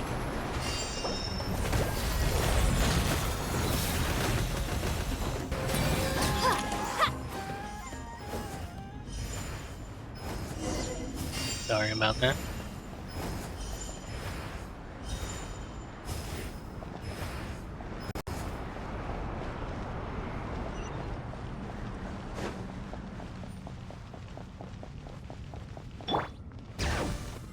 Oh yeah, any... Just keep coming! How many of these things are there? We'll never take them all round! Let's just head further inside for now!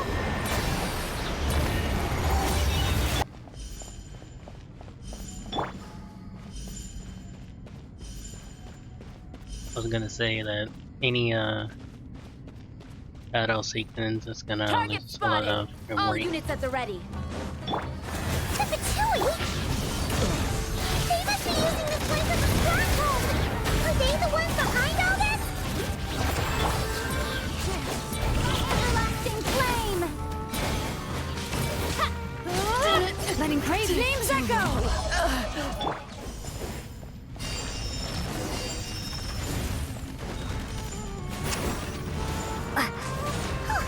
Fighting Jin with one hand and Fatui with the other?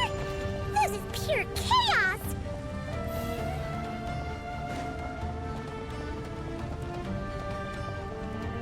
Yeah, we don't need to fight them. That's your skull! You poor lost love. Watch out! Okay! You Bring it!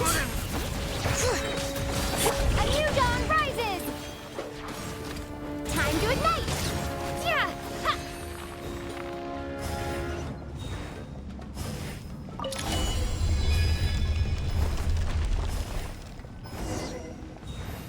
Do you see that strange machine? Paimon has a sneaking suspicion that that's the thing wrecking Gurabad and setting all those dangerous Jinn free! The target has reached the core zone. Requesting backup. Repeat, requesting backup. Backup en route! Stop her at all costs!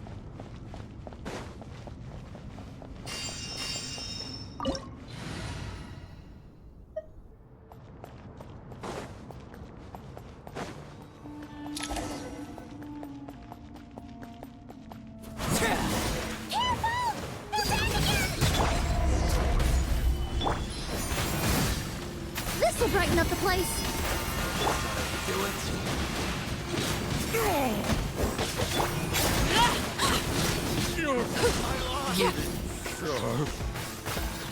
Success! Nice one, Traveler! Let's keep going!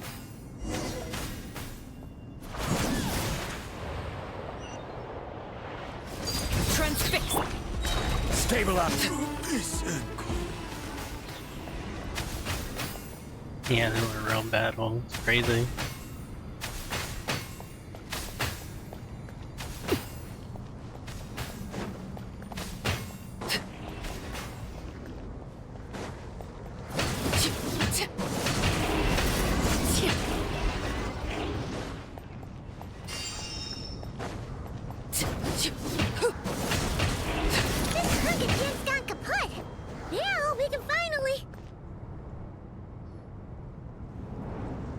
It seems my subordinates failed to stop you in your tracks.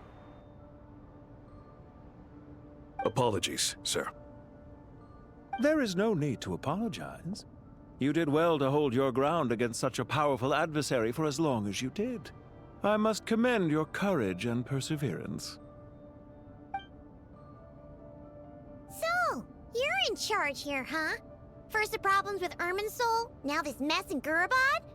Are you the ones responsible for all this? I'm afraid I cannot answer that. I assume you aren't naive enough to expect answers from an enemy. Oh, this guy is so snooty! However you want to spin it, you're clearly involved in this somehow. So you can either start talking, or we'll have to make you talk. Let's get him! Traveler? What's wrong? Something seems unusual about him. Is he trying to provoke us? This feels like a trap. Judging by the tent and supplies, there must be many more Fatui stationed here than the few we saw on the way in. So where are the rest? You're remarkably calm. Some would act more rashly upon finding the ringleader all alone. But you keep your cool. Even as your enemy, I must applaud you. Did you show yourself just to say that? Is this you trying to take back control of the conversation? Unfortunately, I really don't have anything to say to you. I am here merely to indulge my own curiosity. Your names are well known among the Fatui. Naturally, I wanted to observe you up close while I had the chance. Hey! Don't treat us like we're some kind of exotic animals in a zoo! Oh, I wouldn't dream of it.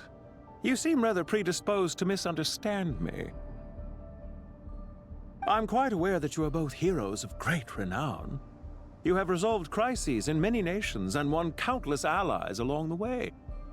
I've been following your adventures with great admiration. My only regret is that the trajectory of your journey conflicts with our goals. What do you mean, admiration? Sorry, but that sounds pretty weird coming from you. I don't see why. We may happen to occupy opposing sides, but there is no cause for deep-seated enmity between us. To respect one's enemy is to respect oneself. Well, now that you're observing us up close, what do you see? I've observed as keenly as I can. Yet, while I endeavor to understand, your true strength remains a mystery to me. Violence is not my area of expertise either, so, you see, I would much rather converse with you like this than determine a victor with the edge of a blade. Besides, I've heard that even 3 moons in the sky fail to eclipse your brilliance. I know better than to bite off more than I can chew. 3 moons? So, you have a connection with the Harbinger, the Doctor. Yep. Well deduced. Our commander, Dottore, died in Nodcry, but there are things that do not end with his departure. We must... Look at me. I almost divulged more than I should have. What are you after? Revenge for Dottore? Or are you plotting something else? I've said quite enough, I believe. There's no point in continuing this conversation, except to say, I've noticed that you seem to know your way around here quite well. A repeated visitor to Gurabad, are we? Ugh.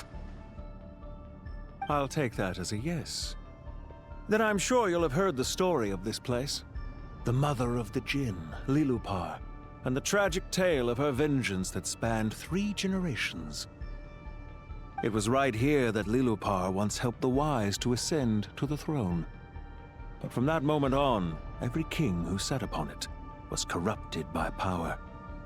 These degenerate rulers lost control over their nation, and with it, the right to occupy that exalted seat. What are you trying to say? I once admired you for your adventures. That is the earnest truth. But it appears to me that your journey serves ultimately to uphold the rules of this world. Are these rules truly just? Does the heavenly principles rule with wisdom or folly? And how can we be sure that the Seven, who wield authority over the world, will not be corrupted? Do you seriously think you're gonna convince us of anything? Convince you? I'm sure my commander already tried that. Why would I waste my breath doing the same? If a few words from a stranger were enough to make someone completely change their stance, it would only prove that they never had a firm will to begin with. I am merely stating my position, so that we might understand each other better. One's enemy in the present may not necessarily be an enemy for life. As for what game I'm playing here, I'm simply buying some time. But now I must bid you farewell. It was a wise decision not to attack me immediately. Since you did not fall for my ambush, I will now have to ask those in hiding to reveal themselves. Leave this to us, sir. You're not gonna live. Very well. I trust you to do what is necessary. Stall her while I execute the next step of the plan. Sumeru City, Irminsul.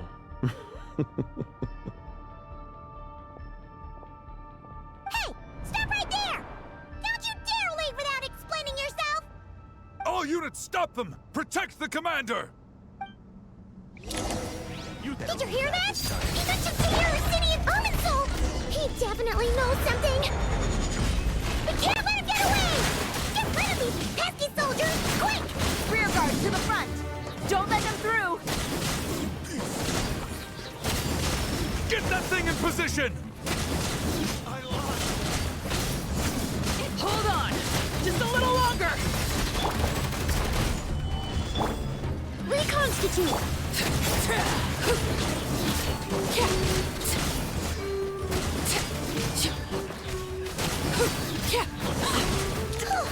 We finally beat them! That mysterious guy can't have gotten far! Let's catch up with him!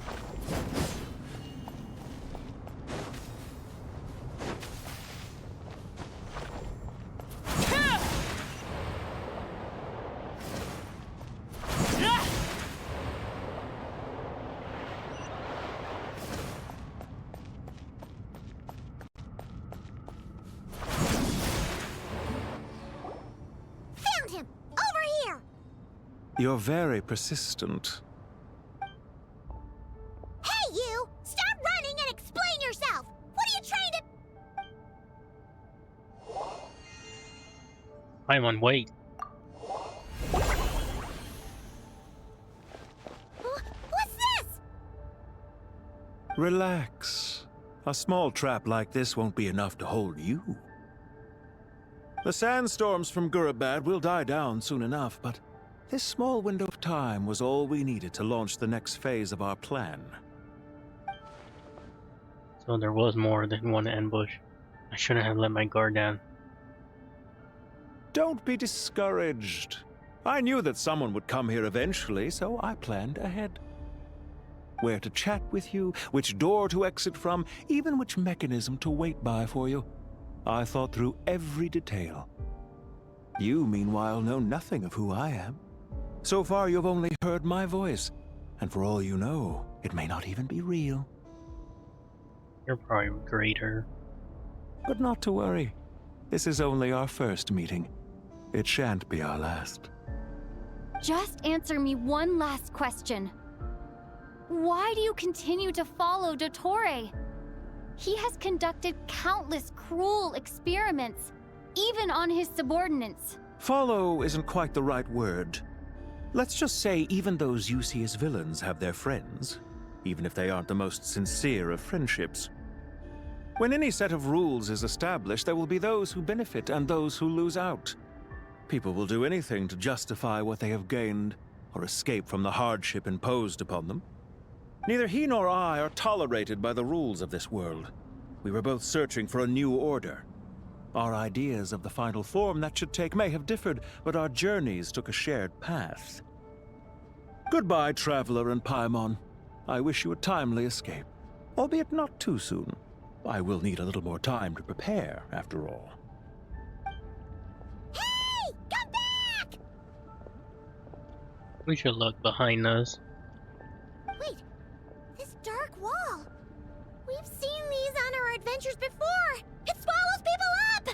Yeah, during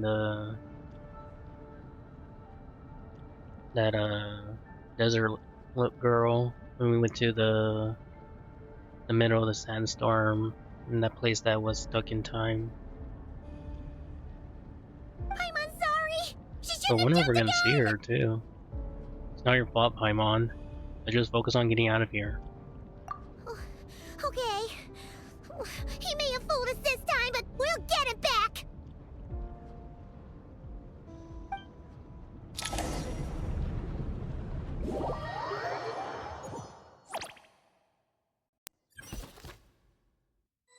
Oh, Dory. Sino and his team are guarding the north. We'll take this side. There's so many Jinn. We can't let them get into Aru Village. Don't fret. I am well prepared for this situation. Huh. So you have a solution? Perhaps you're unaware that I have a trusty genie partner of my own, Plumpy. If I send her to negotiate with the others, this whole thing will be resolved before you can say Mora. Off you go, Plumpy.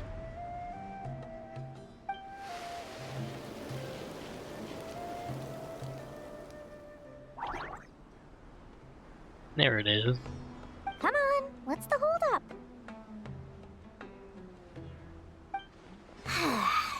5,000 Mora.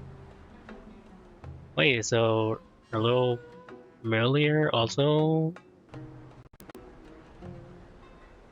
does a deal? That's hilarious.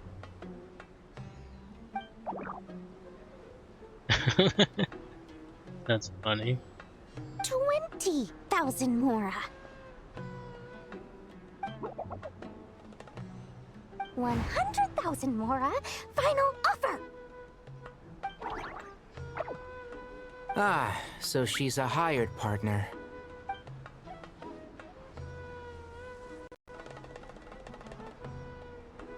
Hired partners are reliable too. Plumpy here is a highly skilled negotiator. You'll see. Just a few words from her and... Aww. Plumpy!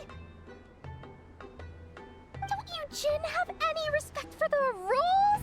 This was supposed to be a negotiation! How dare you treat my messenger like this? You wanna play rough? Two can play at that game!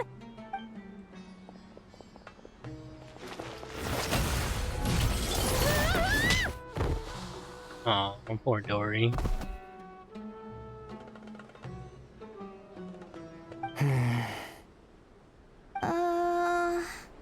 Looks like it's up to us now. Be careful, Kale. How? It's two Dendro characters. Yes, Master.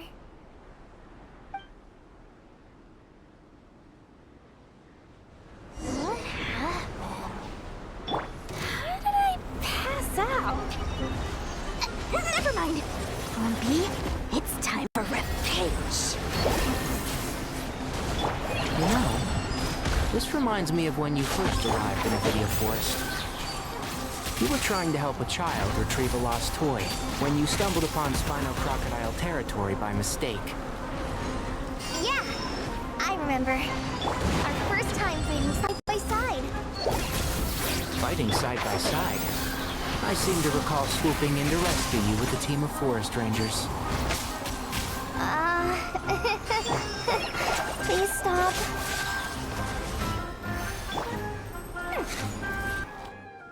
There's too many of them! I can't believe I used 12 rare items in one battle. Ugh. I shudder to think how this is going to affect this month's accounts. The sight of that glaring deficit might be more than my poor heart can take. Tainari, how's the situation on your end? We held the line, though it was a close call. But it looks like they're preparing for another attack. Has something happened? They've breached our defenses in the south. The Jinn are pouring in. We're moving the villagers to the north as we speak. We're hemmed in. This is getting precarious. Our margin for error just got a lot smaller. That's why we wanted to confirm your status. We need to consider our next move carefully. Bad news! Another line of defense has been breached. Kale, go with them and assess the situation. Dory and I will hold the line here. But Master! Even with 3 of us, we barely managed to. This is not a discussion, Kale. Don't worry about us. She clearly still has plenty of tricks left up her sleeve. Wait, you can't pin all your hopes on me? Oh, great. I've almost run out of the things I brought with me, and the rest is back at the caravan. I should be able to hold out for a little longer, but still... Master! Need any help? Huh? Aw, it's Nicole. What is it, Kale? If things continue like this, it won't be long before Aru village is overrun by Jinn, and the sandstorms are sure to follow in their wake. I do have a plan, but I can't guarantee it will work. I don't care, whoever you are. Please just help us. The only one who can help is you. I am merely here to guide you along the correct path. I am a spirit created at the beginning. I am a flickering illusion. I am the shimmering light that flows from the eyes of the Creator. What do you mean? It doesn't matter. You don't need to understand it. Just repeat after me, one line at a time. Watch out! Jinn incoming! I am a spirit created at the beginning. Here goes nothing. I am a spirit created at the beginning.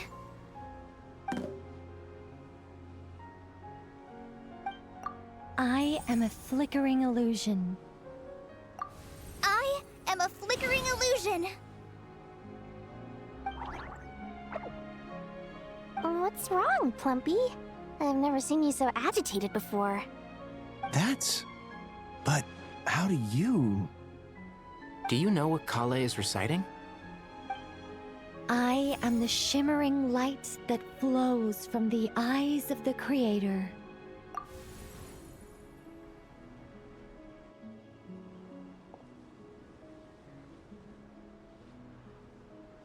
I am the shimmering light that flows from the eyes of the Creator!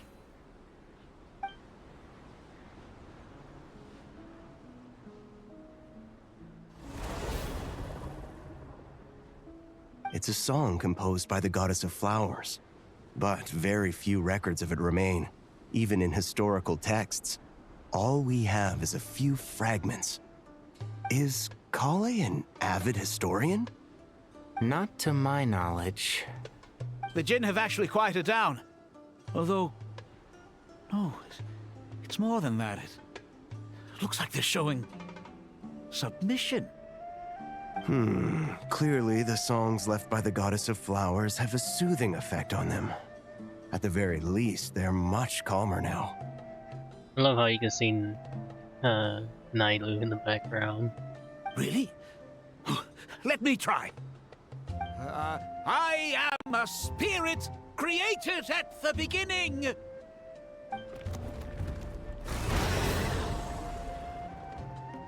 Don't stay away! I'll stop! I'll stop! It seems like the song only works when Kale recites it. But why? Kale.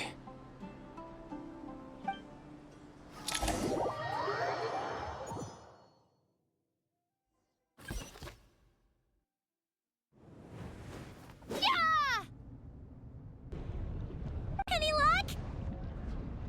Looks like we're still trapped.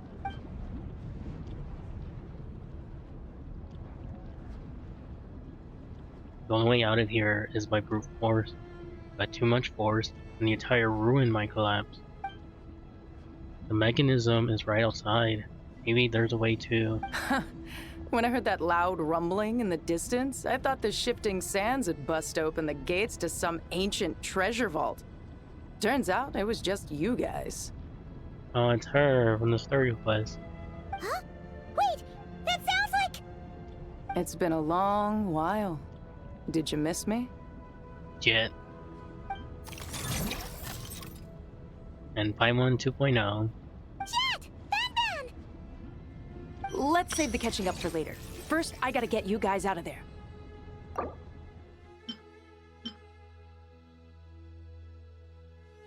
Yeah, while searching for the Eternal Oasis, you met Upapar, the mother of Jin, and gradually uncovered a conspiracy hidden within the Tenet tribe. After destroying the tribe, Jet found her own mercenary company and continued to roam the Sea of Sen. Yeah, she wanted to find the Eternal Oasis to leave a memento for her father that also perished. And her mother was there too. She left their weapons. This should be the right mechanism. Ben, can you handle it?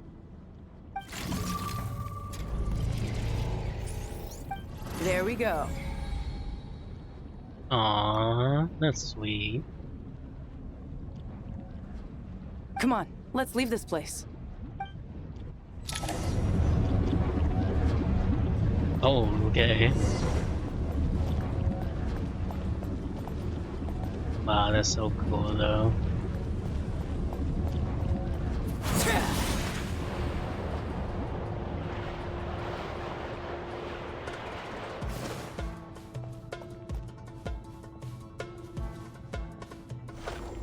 And just watching it consume everything is so cool.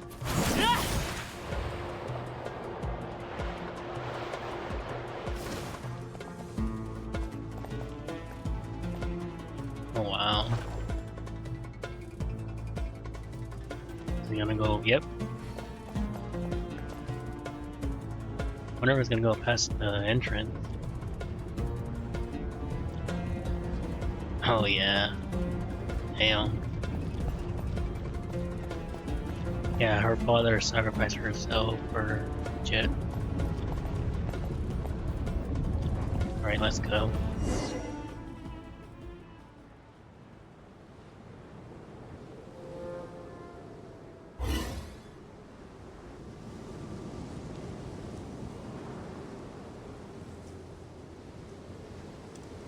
Huh!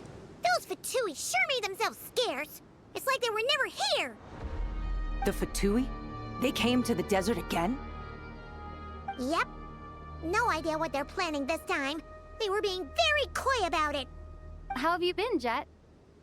Well, since we last met, I've started my own band of mercs. We've actually made quite a name for ourselves. Oh, yeah. On a slightly different note, I have some good news. I finally took care of Masaira. Not much to write home about. It was just another day. Found his hideout.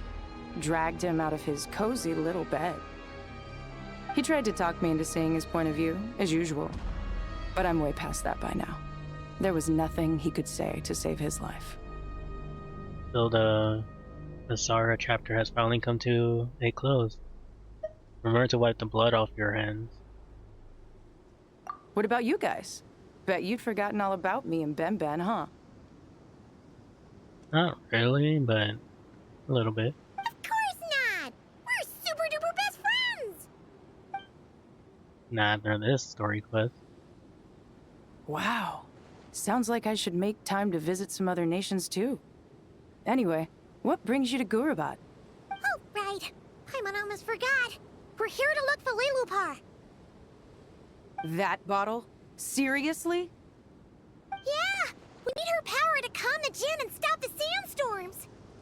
Here's hoping we actually manage to find her, after all the trouble we've been through. Surely, with everything's been going on in Gurabat, she must have woken up, right? Only one way to find out.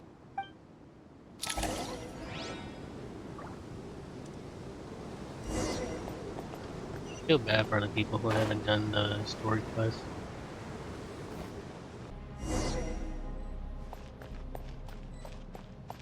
Let's see. She should be around here somewhere. Aha! Found her!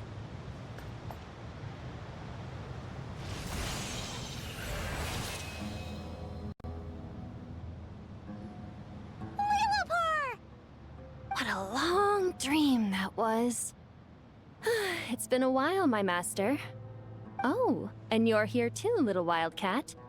The four of us back together again. Imagine that. How you been? Hope this wasn't a rude awakening. In truth, it was at first. I was none too pleased when those miscreants barged in. But it did give me the chance to reunite with you, dear master, so I shall overlook their folly. After we last parted ways, I merged with the land beneath Gurabad to suppress the dark calamity stirring in the depths. It rekindled the flame of vengeance within the Jinn, depriving Gurabad of any hope of peace. I fought against it for a long, long time, until one day, I sensed a change in a foreign land to the west. Suddenly, the pitch-black abyss fell silent. A foreign land to the west. Does she mean that land? Wulban isn't far from there. Did the abyss present beneath this city fall silent when we defeat Joe? Joy. Once satisfied that that dark power could no longer bewitch the Jinn, I too fell into a deep slumber, from which I have only now awoken. Why have you returned to Gurabad, my master? And why is my sand-swept homeland in disarray once more? Well, basically, Sumeru's in danger and a lot of our friends are affected. Some bad guys messed around with Irminsul and now they've released the Jinn in here. We managed to chase off the culprits, but we have no idea how to seal this place back up and stop the sandstorms. Child's play. I shall quell the Jinn and scatter the storms. Thank you, Lilliput. No need to thank me, my master. I have granted many wishes in my time, and this was the most trivial of them all.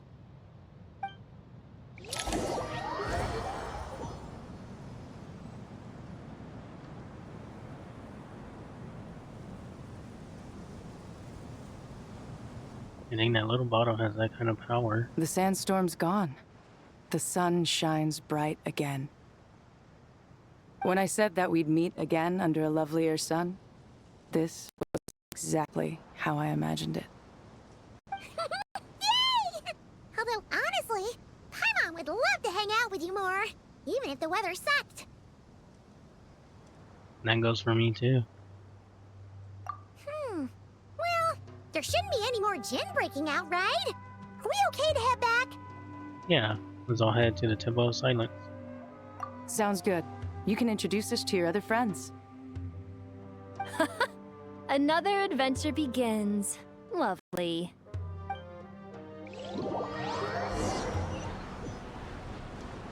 The storms have stopped!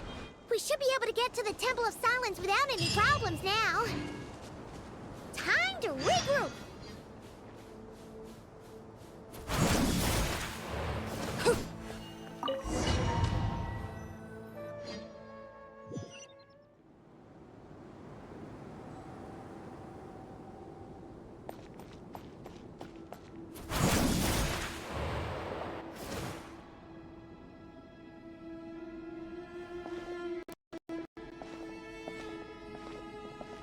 So, this is the Temple of Silence.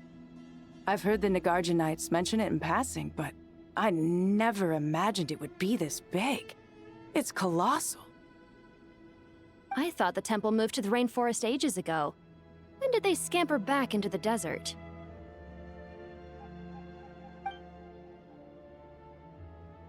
I don't know. This plan sounds a little too risky for my liking. Even in King Deshret's day, this was experimental technology. We have no idea what could happen if we activate it.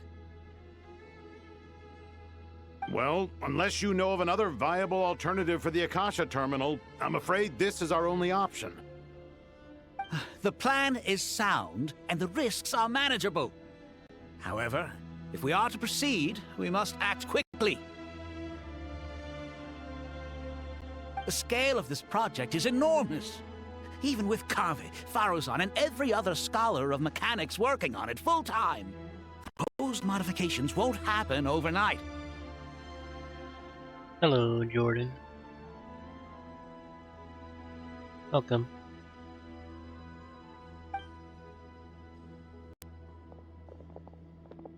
You're back. Everything all right? And who are they? Friends of yours? A lot of friends.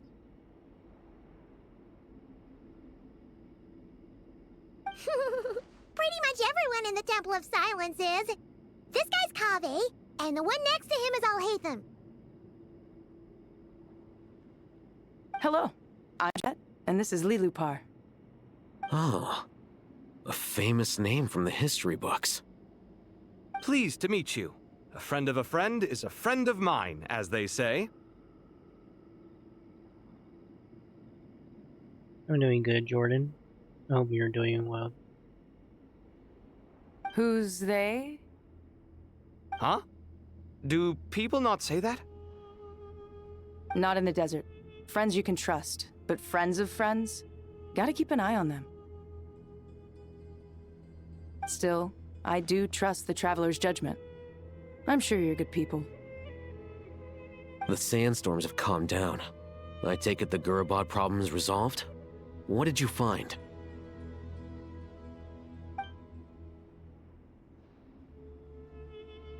And after getting all smarmy with us, he trapped us there.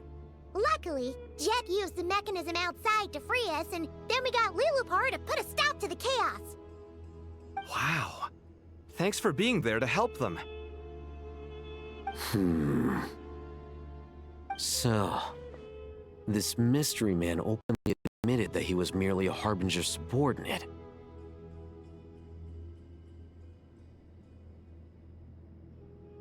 Someone else made the PNG. Jordan. Yeah? Is there something weird about that? Now that he mentioned it, it is a little strange.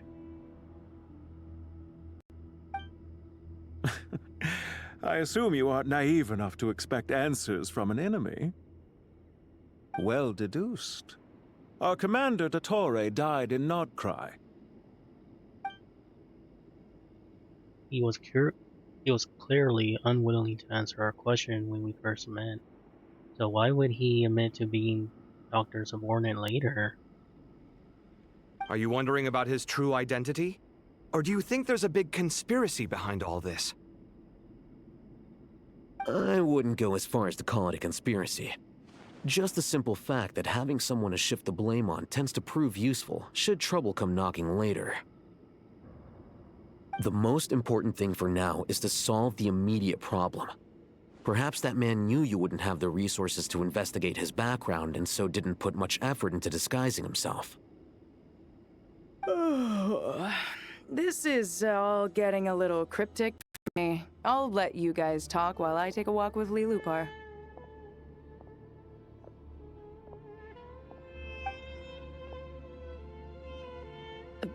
Jet? Aren't you with the Blazing Beasts? What a coincidence. Didn't expect to run into you here. We're mercs. You can run into us anywhere. Who's this with you?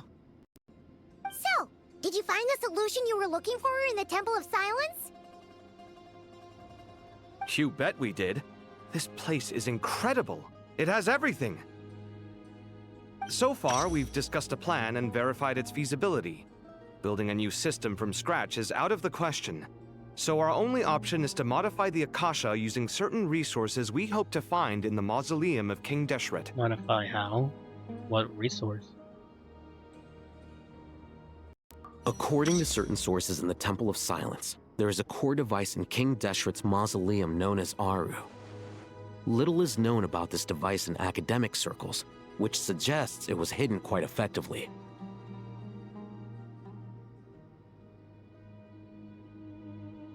Oh, I just try to stream whenever I can, pretty much.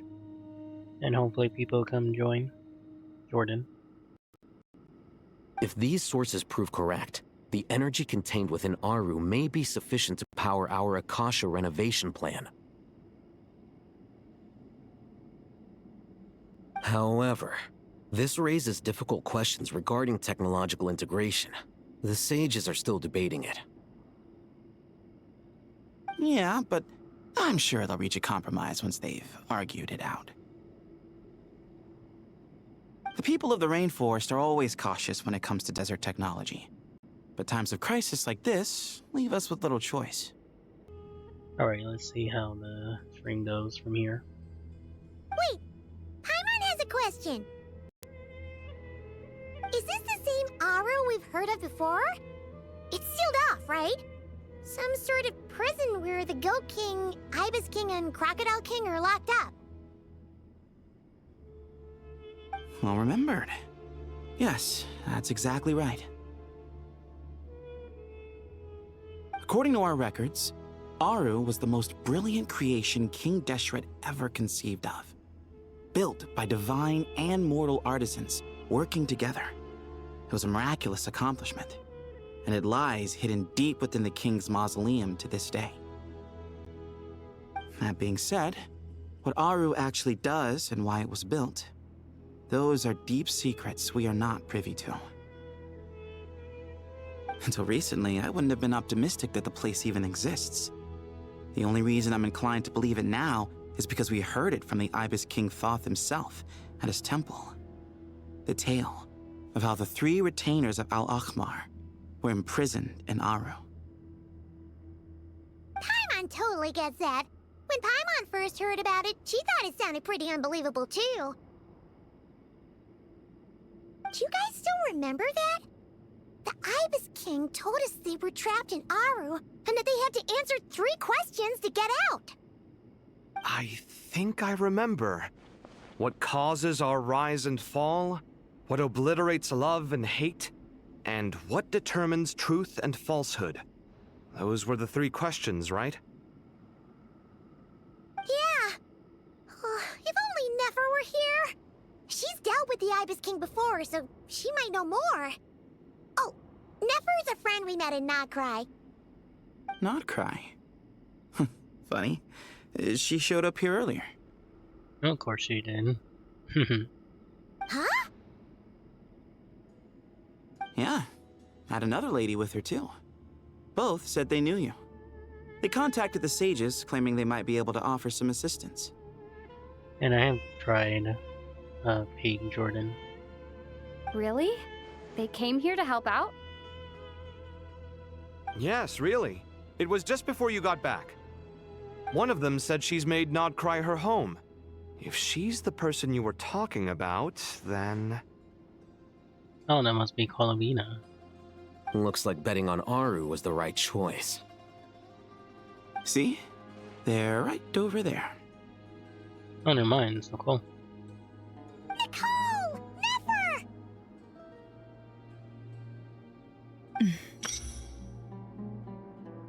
Why, hello! We're here to help.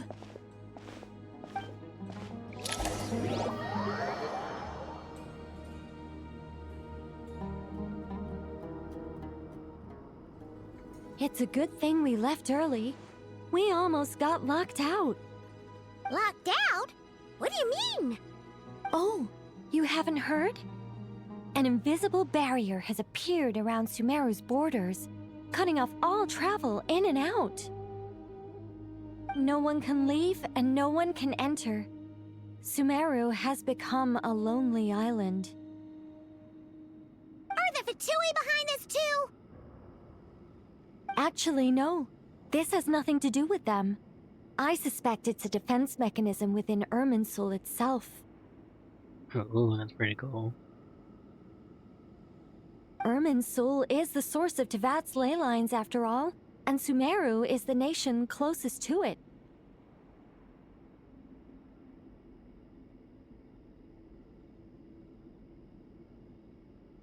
No, it's okay, Jordan. I imagine this function was put in place to seal the entire region off in the event of serious damage, preventing the disaster from spreading to the rest of Tivat. It may have been implemented long ago. But doesn't that mean that the people here won't be able to escape to other nations if the anomaly keeps spreading? Currently, that does appear to be the case, which is precisely why I am here. This is a critical moment for the world, and Sumeru is the eye of the storm. So you brought Nefer here. Paimon's surprised you managed to convince her to come back to Sumeru. Indeed. Even for someone of my wisdom and eloquence, this tested my skills to the limit. And why should it concern me that Sumeru's in trouble? Surely you don't think I still have feelings for that place? Judging by your tone, I suppose you don't. Sounds like you don't know much about my past. And here I thought you knew everything. All I know is that the Ibis King is the source of your power. He was quite a prominent moon envoy once upon a time, so I do know a thing or two about him. As for your past, I have ways to learn the full story if I wish to. But everyone has secrets they'd rather keep to themselves, wouldn't you say? Oh, so she can just look into people's past without their knowledge? That's funny. I'm glad you see it that way, Miss Nicole. I've chosen to call Nodcry home, which is why I did my part in its hour of need. That doesn't mean world savings become a habit with me. I have no particular desire to play hero in Sumeru, thank you. I understand. Human emotions do not appear and disappear without cause. There is always a reason to be found behind both salvation and destruction. Still, if time has taught me anything, it's that human emotions are often complex and in conflict. That's why people change their minds about things all the time. But that's where we angels come in. Our duty, ultimately, is to guide people towards their deepest, truest desires and help bring them to fruition. So I wish to hear about your past, because I do not believe you are motivated by hatred alone. And if we still arrive at different conclusions in the end, that's okay. I refuse. That's, of course, she would say that. Wait, what? But I set the atmosphere and everything. Isn't this supposed to be the moment when we finally open up to one another? Is it? Maybe I'm not so good at reading the atmosphere. You're right, Nicole. There's more to me than just hatred. Had it consumed me, I'd be left stuck in the past forever, never living in the present. But I don't think that your guidance can change my mind. The all-consuming sands, the bloodshed, both deserved and undeserved. Those old emotions cling to me like a shadow. Do you wish to shake them off? No. I hope to remember them forever. Those emotions and memories shaped me into the person I am today. They'll always be a part of me. In that case, would you like to hear my perspective, at least? Sure. It's not every day you get to hear an angel's opinion. A long, long time ago, when the angels still walked freely upon the earth, I found life tedious. Monotonous work, lukewarm relationships. Things weren't nearly as interesting as they are now. And yet, since the angels' demise, I have found myself missing those days on more than one occasion. Human emotions are often attached to a person, a place, or an object. When those things are gone, the memories quickly fade, and the emotions slip away along with them. If Sumeru were destroyed, both rainforest and desert would be no more. With the object of your hatred wiped from existence, it would not take long for the memories buried deep in your heart to slowly fade. Both love and hate are intense emotions, but they are nothing compared to the void left behind when they disappear. Most sophisticated, Miss Nicole. But anyone focused on the future could only ever applaud the destruction of the things they hate. Still, I'm a special case. Someone once told me that human memory is more selective than a Mora-hungry merchant choosing between customers. We all need a reality check once in a while, so we don't forget the truth. As much as I dislike Sumeru, this is no way for it to perish. All right, you win. I'll help you out a little, but I won't work for free. How much will you need? You're not gonna milk this for all it's worth, are you? What do you think? Oh, she will. Good job, Nefer. I'll be upfront with you. I don't have much more on me. If that's what you need, I could borrow some from Alice. Or perhaps I could pay in sculptures. The ones I carve are actually worth quite a lot. Just cover my travel expenses. Huh? Is that all? That's all. Given all the people I owe favors to, I can just about justify a trip to Sumeru. Yehoda! Here, boss! What do you need?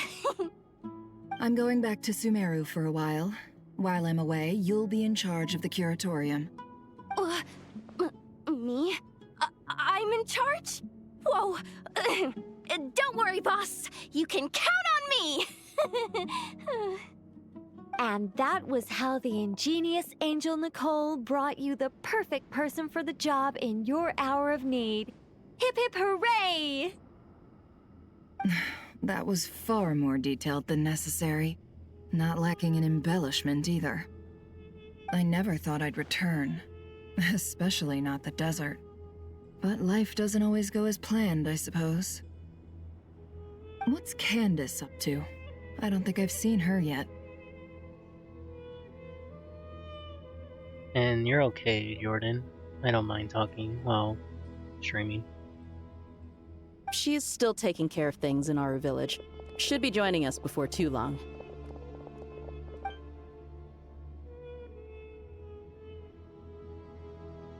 Oh, and sorry. Hope we're not interrupting anything. We have some good news, though.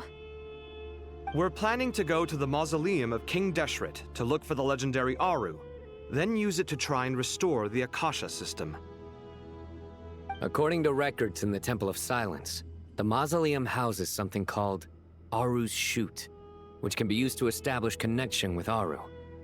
We still have some time before we leave, so there's no rush. By the way, who are these two new faces? Just call me Nefer. I'm based in Nodcry. Did I hear you mention Aru? Correct. Well, I happen to have a connection with one of the 3 retainers imprisoned inside, the Ibis King. I'm here to get things done, so if you don't mind, I think I should come with you. That sounds perfect. Miss Nefer, are you from the desert by any chance? Why do you ask? I don't know. There's a familiar air about you. Plus, you mentioned Candace. Sorry, I don't mean to pry. It was just a random thought. I'm Dia, an Eremite mercenary.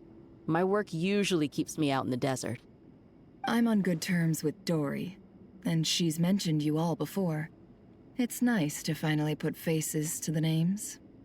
However, my associate here is probably less well acquainted with you. Why don't you all introduce yourselves? Actually, I'm a little better acquainted than you might think. Huh? Huh. Are my eyes playing tricks on me? It looked like you spoke without moving your mouth. Ventriloquism. I have heard tell of it before. What is it, Kale? It's you! You're the voice who's been speaking in my head, aren't you? You encouraged me to report my dreams to the Dendro Archon, and got me to recite that magic prayer. Mm-hmm. I have many titles, but let's go with the most pertinent one. I am Nicole Rain, an angel who has lived since ancient times. An angel? Sounds like a big deal, but, what exactly is an angel? Oh, Well, we're a rather long-living race of beings. Not gods, technically, but we can still tell you a lot of stories from ancient history. Yep, and she's also an amazing sculptor. You could say she's a real creative type. Well, ma'am, if both the Traveler and Paimon give you rave reviews, you must be pretty impressive. Oh, please don't call me ma'am. I find it so awkward when people get too formal with me. Just relax and be yourselves. No need to be nervous. Miss Nicole, if it's okay, could I ask you a few questions? Yes, you may. I can see your heart is filled with confusion, and you are desperate for answers. I also know which questions you want to ask me. Why did you dream of Sumeru City in disarray? Why did those verses soothe the Jinn only when recited by you? I can guide you to the truth, but it involves a personal secret of yours. I'd prefer to speak with you alone, if possible. It's probably the governing side of her.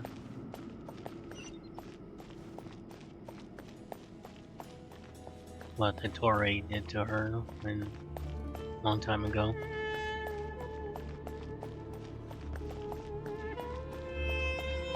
It'd be cool if I can find where everyone else is going, but I think they intended as I go straight to Ollie.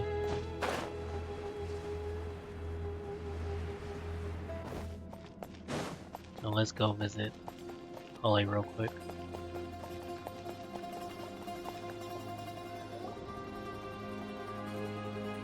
I thought we were going to speak alone. This is a lot more people than I was expecting. What's wrong with it? Even the doctors at Dar al-Shifa allow patients to be accompanied by family members. Well, if Kale doesn't mind her secret being revealed, I have no problem with it. Thanks for being so considerate, Miss Nicole. I don't know what secret you mean, but whatever it is, there's no need for me to hide it from my closest friends. Closest friends? It's so nice to hear that. We're here to support Kale through this. All right. In that case, I'll get right to it. Kale, are you aware that there are god remains inside your body? I am. When I was young, I got sick with Elazar. Nothing could cure it. The Fatui convinced my mom and dad that they could help, and I was sent to an unfamiliar place. There were a lot of other kids just like me there. This creepy guy injected us with some strange medicine, which I heard contained god remains. I can still remember the pain like it was yesterday. But thanks to the friends who've stuck by me all this time, I've gradually been able to overcome those memories. Anyway, so you're saying that what happened to me has something to do with the god remains they injected me with? Yes. Those were the remains of Nabu Malikata, the goddess of flowers. Oh, really? That's interesting, but it makes sense from the trailer. What? Even Lupa are. Huh. Fascinating. You don't seem surprised like the rest of us. Why? The possibility crossed my mind when Kale recited the Goddess of Flowers song and calmed the Jinn. You made Paimon jump! What are you doing here, Lilupar? I was merely passing through when I heard the name of the Goddess of Flowers. Be assured that I share your surprise. You, with the hat. Are you certain? I sense no trace of the Lord of Flowers within her. Well, it is a very small fragment. Unless special methods are used to manifest its power, even her closest acquaintances would find it near impossible to detect. After the goddess passed away, her remains were scattered across the desert. King Deshret gathered all the pieces he could find and buried them in the Eternal Oasis. But some fragments remained unaccounted for. Eventually, the Fatui must have found a way to track some of them down. Presumably for use in some experiment. It's not an uncommon occurrence.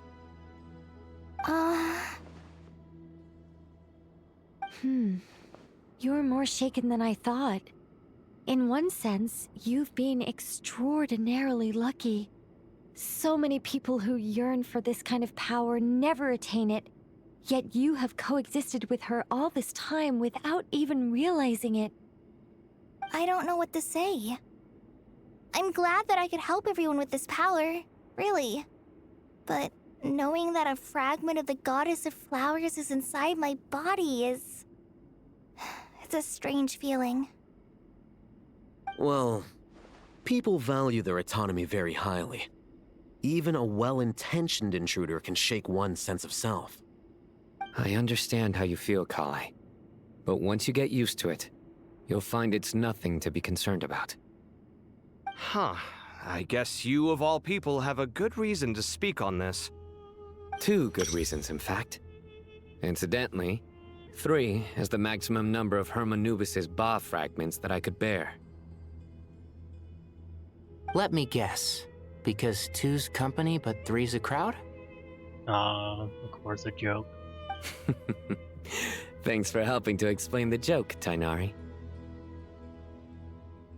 Lupipar does not like it. Not my intention.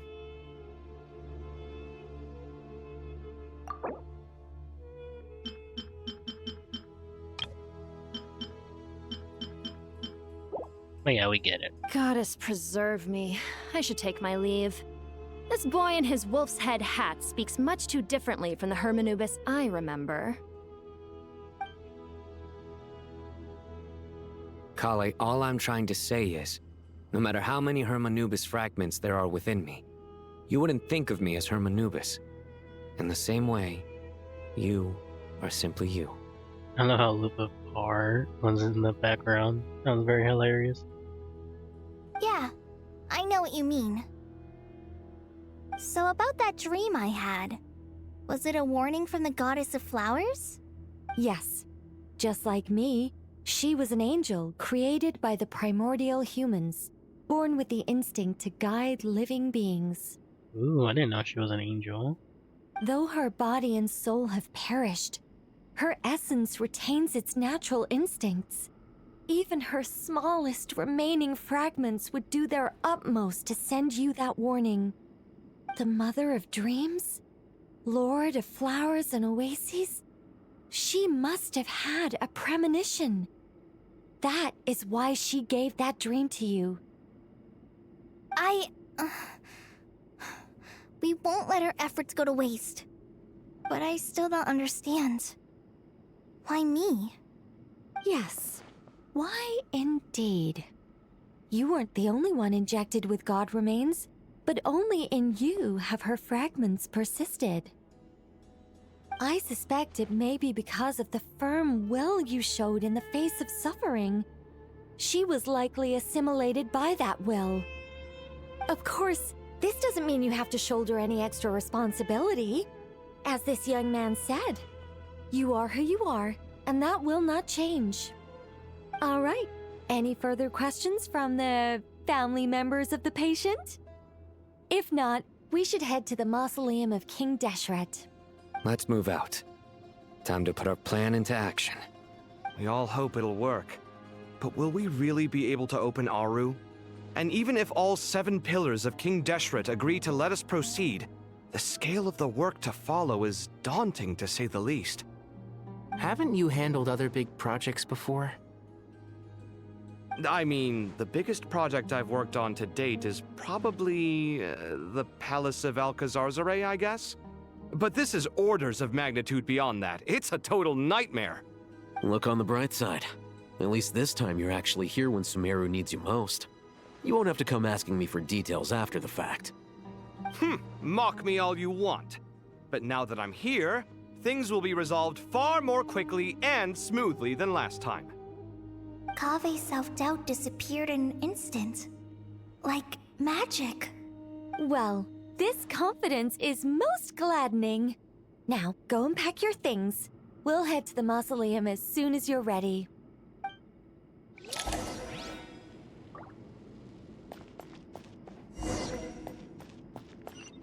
Alright, let's go.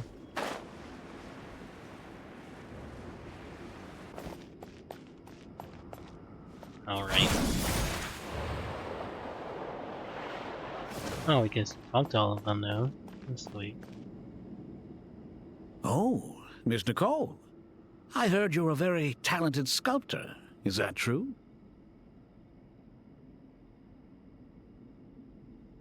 Hello, Slash. Oh, I don't know. I wouldn't want to blow my own trumpet. Honestly, even though Kasharawar is best known for its focus on mechanics, plenty of Kasharawar scholars are quite serious about sculpting as a hobby. So if they rate your work, that's enough for us. We just have to take a look. Who's we? Myself and a few other scholars. Kashif, Daneshvar, come take a look.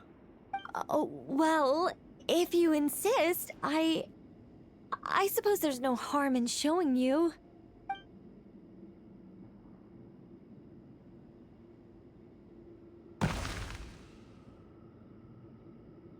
Whoa! Where did that come from? Look at the level of detail. It's so lifelike. The squirrel descends from the heavens like a champion, and the earth trembles beneath its feet. What do you think? Striking, isn't it? Kaveh? Kaveh, come here for a sec. Oh, and Madame Faruzan, didn't you used to study in our darshan? Come take a look. All right, but hang on a moment. I have to finish reviewing this proposal first. You called? What is it, youngster? So many new people are just chatting to each other. That's sweet. This squirrel statue. Isn't it cute? Oh, a squirrel. I wouldn't say cute per se. The realism is what stands out to me. Were you trying to carve a statue of a hero, young lady? Oh, a hero? I suppose so. Actually, I didn't really have a specific theme in mind. I just started working on it, and this is how it turned out. I see. Well, do you tend to read novels about heroes in your spare time? As a matter of fact, I do quite enjoy those. Everyone loves a good tale of daring do, right? Then perhaps this statue represents the heroic tale you long to see deep down inside. Also on the subject of heroism, I feel that if the subject posed with a finger raised towards the heavens, it would lend a greater gravitas to the overall image. I'm sure some would call it cliché or old-fashioned, but not me. I think it would be a perfect fit. It has a certain classical beauty about it. Kaveh! Sorry, Madame Faruzan, I'm a little busy right now. Don't wait up for me. God damn it, Kaveh. You're always like this. What a pity. That young man has excellent aesthetic tastes. I was hoping to ask him for his opinion. What a genius idea! Why didn't I think of that? Classical beauty is a great direction to explore. That's it. Once I get back, I'm going to sculpt a heroic squirrel pointing its finger towards the sky. Precisely. A declaration of victory. You understand my vision. Then place the two statues face to face. Yes! That's exactly what I was thinking. It'll be a masterpiece. Miss... I'm sorry. I didn't catch your name. Just call me Nicole. Madam Faruzan? Was it? What? Oh, no. That wouldn't be right. Why ever not? Madam is a state of mind cultivated from within. Anyone may call me Madam if they so desire. My dear Miss Nicole, once we make it through these trying times, should we have the pleasure of meeting again, I shall look forward to seeing your new work. In this day of age, it's rare to find people with an appreciation for classical aesthetics. Meeting you was truly a pleasant surprise. Honestly, I feel the same way. It's been a long time since I met anyone interested in this style of statue. Clearly, they don't call you Madam for nothing. Also, I have to say, you're a very good judge of character. Because when I think about it, I really am someone who likes stories about heroes. That must be why I've quietly kept watch over generation after generation of them. Sorry, keeping watch over heroes?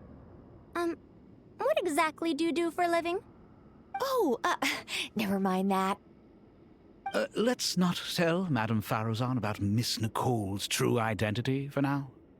Good idea. Let's limit the conversation to aesthetics. That's true. Her mind would explode. Let's not tell... Good idea.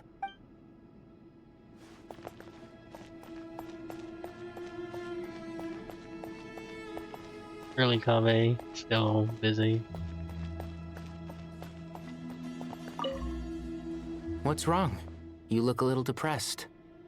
Kale got a fragment of the Goddess of Flowers, and all I got was one of the 7 pillars who served under King Deshret. I lost out, didn't I? That's what you're upset about? You're such a child. Really, yes I know? Whatever. Oh, so many books. More than I could ever read in my life. But I've learned a lot that the textbooks could never teach me. I never realized that people in the distant past thought about some of the same questions we ponder today.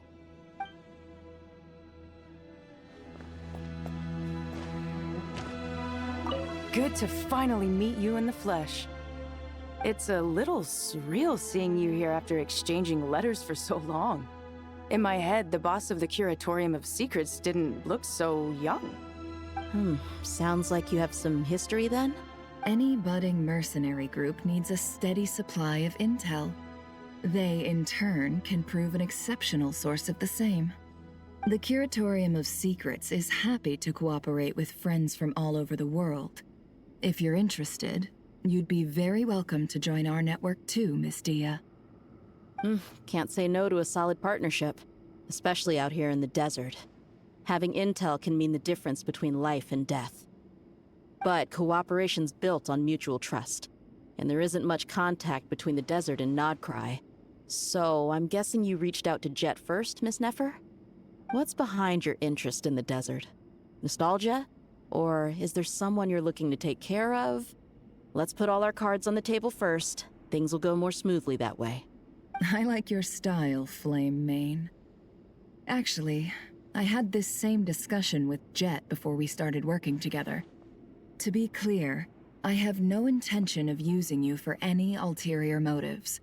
And I have no enemies in the desert as things stand now. Not anymore. Were that to change, I wouldn't drag outsiders into a conflict that doesn't concern them. There's no point in doing certain things if you don't do them yourself. Wouldn't you agree? Well said. Taking responsibility for one's own affairs is the way of the desert folk. Huh. It's like you're one of us. You sure that's a compliment? Absolutely. I'll take it. Perhaps we can discuss our cooperation in more detail now? Sure. I love working with no-nonsense people. And you certainly fit that description. I look forward to a fruitful partnership. As do I, my friends.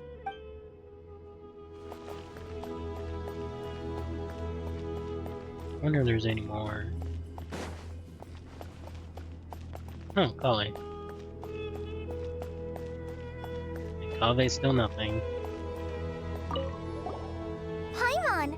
Thanks again for your notes. I'm done copying them, so here you go. You're welcome. Just let Paimon know if you ever need help again.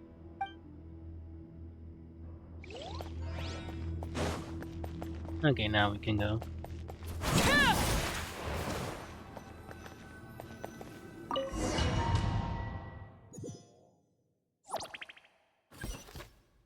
Back to the temple we go.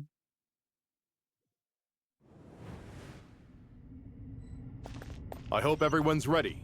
We'll be arriving at our destination very shortly. What's that?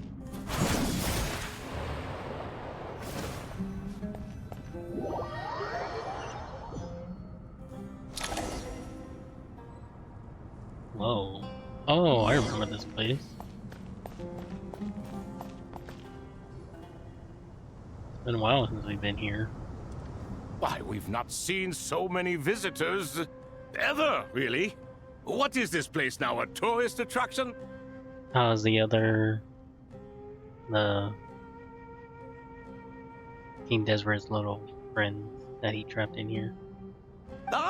Closer inspection reveals many familiar faces.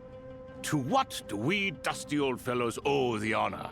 Surely you're not just here to chat. Yeah, this is the device we deactivated to stop the storm in the desert. You surmised correctly. We are here to carry out a rather enormous project. Ho, enormous, you say? How large, then? Larger than the gaping void in our lives? Why, you've even put a smile on Goatee and Croco's faces. All this activity is making for quite the special day. Yeah, he's the only one that can chat with Goatee and Croco. I know that laugh. Lilipar? What on earth are you doing here? Oh, this is hilarious. Turns out good things really do come to those who wait. As long as you stay alive long enough. When did you three get locked up in here? And still you act all high and mighty, putting on a show for the younglings. Truly hysterical. Why, you... Yes, I know. No need to shout. You're right, Lilipar. Goatee, Croco, and I all have the same problem. But didn't King Deshret seal you away? How did you break free, and how did you get in here? Who knows? Perhaps you can ask my master one day, should you ever get the chance. Behold, the executioners of old. Some have turned into fragments residing in human bodies, and others are imprisoned eternally, leaving not a single shard behind. It's almost tragic, watching lowly prisoners like you act all self-important. Curiosity gnaws at you, doesn't it? Your interest in the outside world threatens to burst you at the seams. I'm starting to take a liking to this magic bottle lady. Time is of the essence. Let's get down to business. We come to you, O three ancient lords, to request your assistance on behalf of the Academia. If we can help you regain your freedom, then please consider lending us your aid. As for precisely what we need your help with, it's a long story. So, to demonstrate our sincerity, we are prepared to first resolve the problems that plague the three of you. All right, stop arguing, Croco. And Goatee, don't you start. What's the harm in letting her speak? It's not worth getting so angry about. Forget about her. The three questions are the crucial thing here. But do you really have a way to answer them? You once answered the final question, Nefer, but the seal did not open. Unless, with the passage of time, you have found a new answer? You could say so.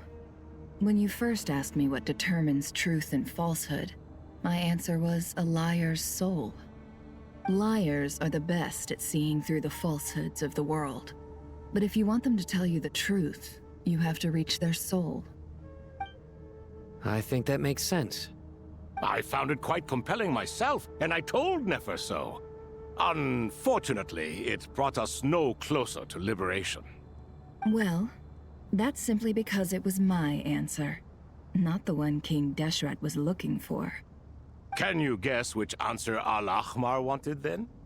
Time. And that's not only the answer to the final question, it's the answer to all three of them. All things wax and wane with the passage of time. Love and hate eventually fade into nothing. Current affairs are always fraught with conflict and controversy. Only time can distinguish between right and wrong.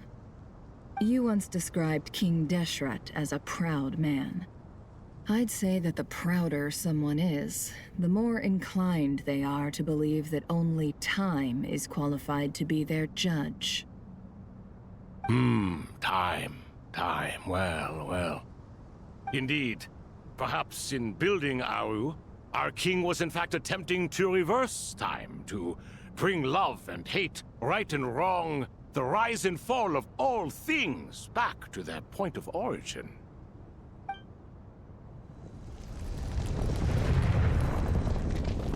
Oh dear.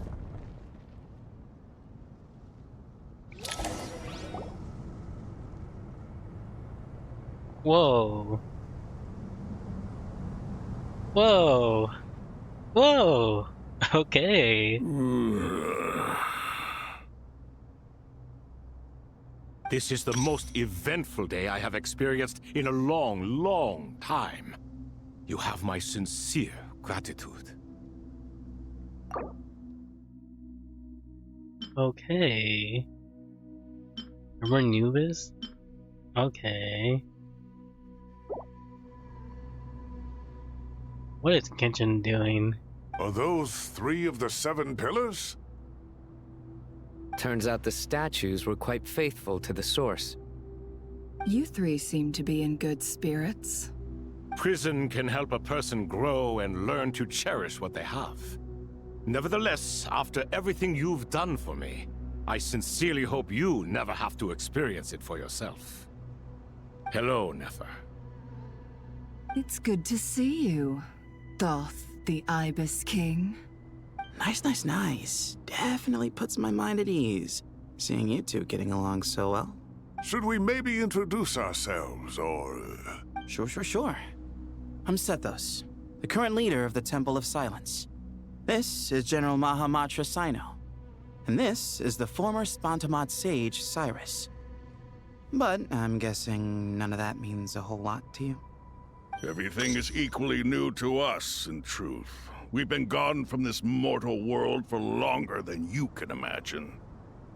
Let's hold off on the introductions for now. We can always ask Nefer about you later.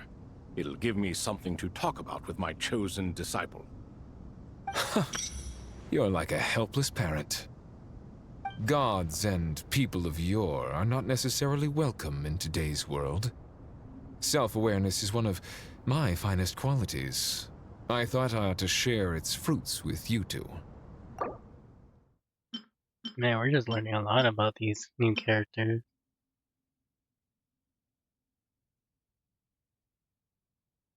Soldier was once competitive and bellicose, but after being in prison, he had the past time with tabletop games and has since grown more easygoing. Oh, that's cool. And this person is a manner and ethics. He is the ex-tutor of King Desert Authority, and he prefers to remain neutral.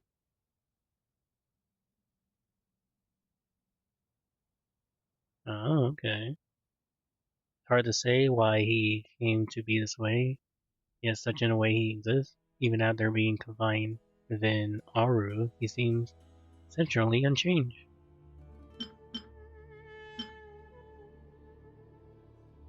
Yeah, and the character was King Deseret General. Is that so? Well, I think we'll take it in stride, just as we did with the 3 questions. Let's not forget, it was my persistence that won you both your freedom. Fair point. I have to applaud your persistence. I didn't get any news from Twitch, Jordan.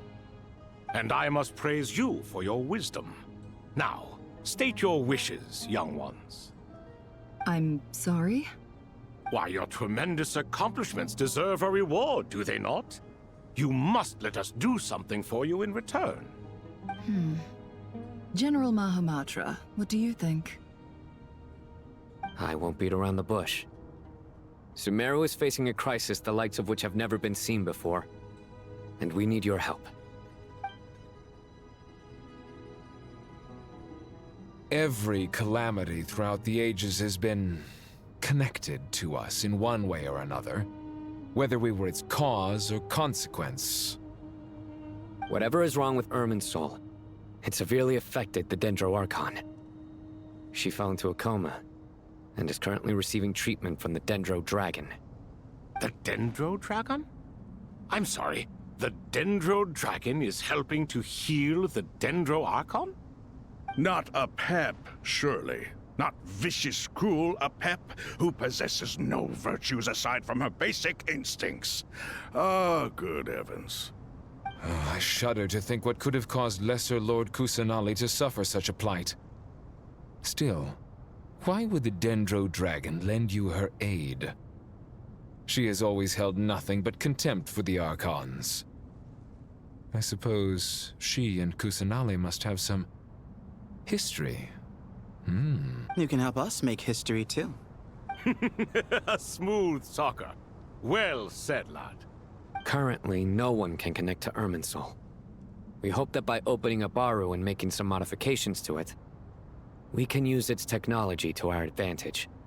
Unfortunately, Aru is an imperfect creation. King Deshret never managed to realize his full vision before his death. Much remains to be done if it is to be pitted against Irminsul itself. Besides, I hear your reasons, but to give Aru up over such would be... The archaeological records clearly indicate that although Aru's construction took a long time, it was not beyond human means to achieve. Modern technology should solve the efficiency issues. We have no choice but to go all in on this. This is by no means a threat. But the only reason we helped you escape from Aru was to gain the necessary leverage to negotiate with you. You asked us to state our wishes, and we have. Each one of us here needs your help, as do all the thousands of people living in Sumeru. They need you, and they need Aru. What do we think, my fellow old fogies? Shall we lend our support or not?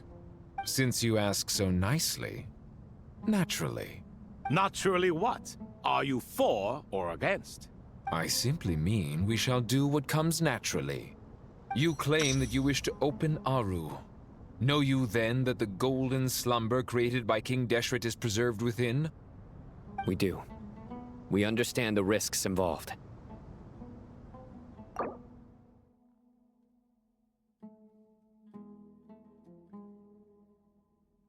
Oh, okay.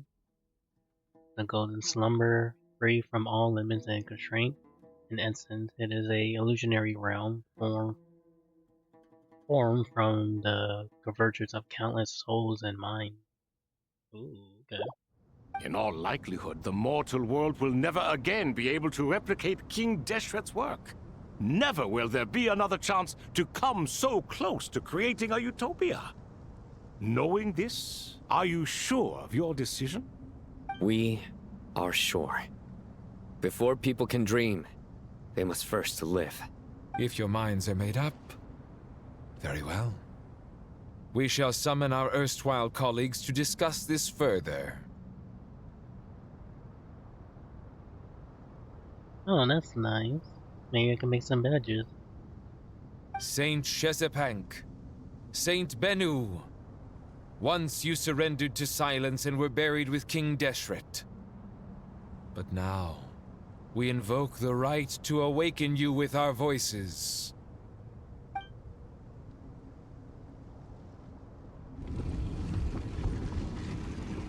I can feel this strange sensation. The ground is trembling, as if answering the call of the Goat King. Saint Bennu, responding to your call. 3 kings detected. Initiating autonomous will. Man, we're just getting a lot of lore.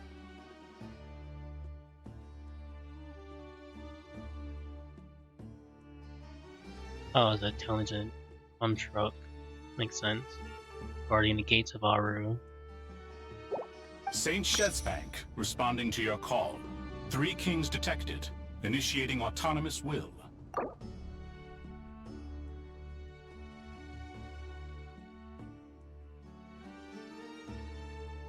Oh, the duties of overseeing all of Jinn of the world. Makes sense. Ah, Lord Herreshoff. What a long time it has been. I trust you are keeping well. Then your trust in my well-being has long outlived your physical body. You have always opened with that same phrase, in life, death, and now even beyond. Al-Akmar is long gone. What is the reason for this meeting? You're awake? Good. We are voting on whether to give the people of present-day Sumeru access to Aru and permit them to perform technological renovations. You have the right to support or oppose the motion. Aru is the pride of Al-Ahmar. Opening Aru requires the unanimous consent of the 7 pillars. I hope you have a convincing reason to present to us. Sumeru is currently in the midst of a major calamity.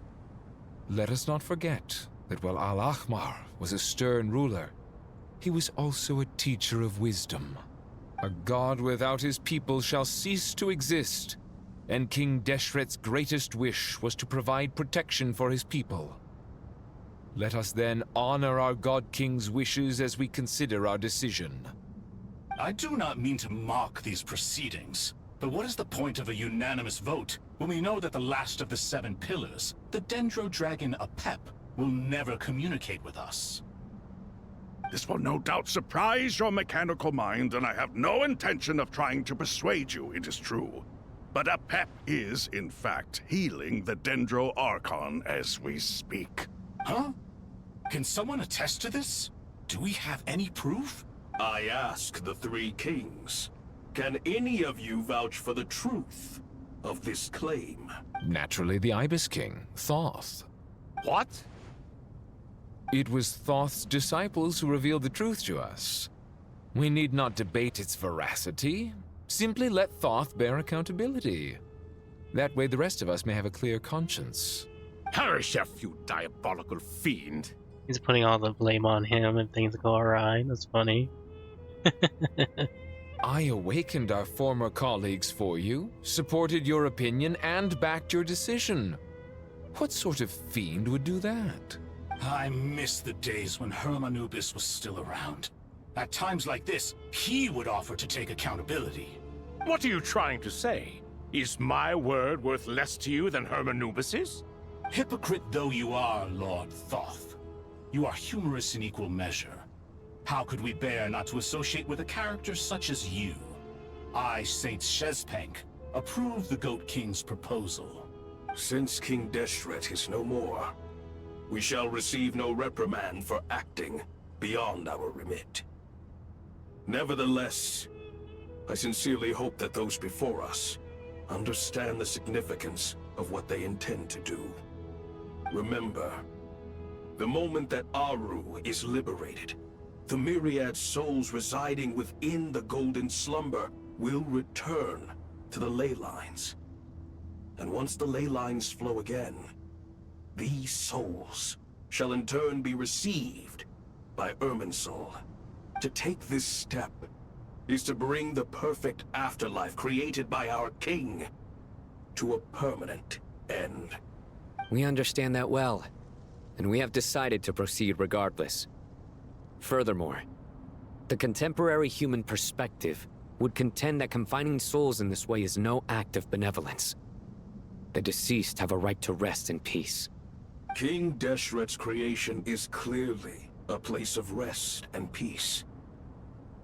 It is just that many do not see it this way. But no matter. Saint Binu approves. Hermanubis' representative and the Dendro Dragon Apep made their choice ahead of time, while the Goat King, Ibis King, and Crocodile King have also granted permission to liberate Aru. By the grace of His Majesty, guided by his wisdom and will, let the gates of Aru be reopened.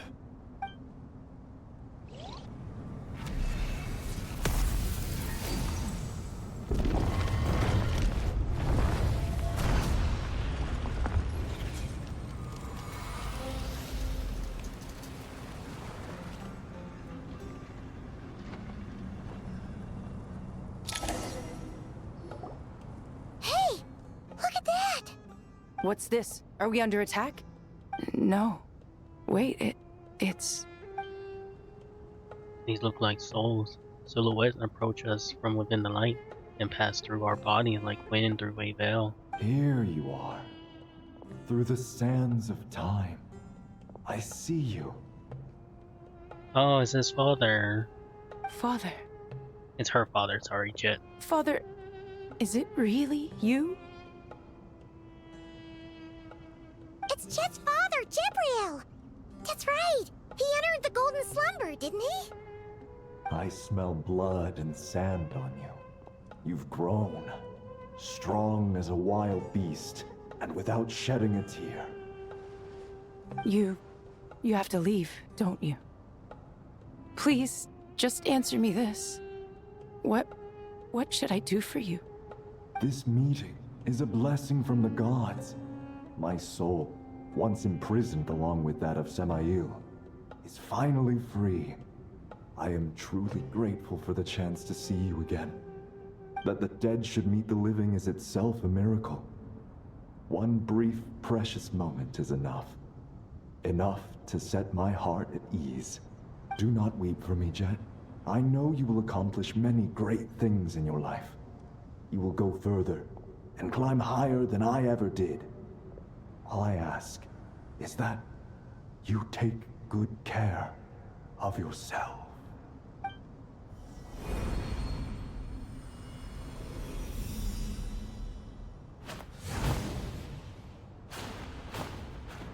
Father!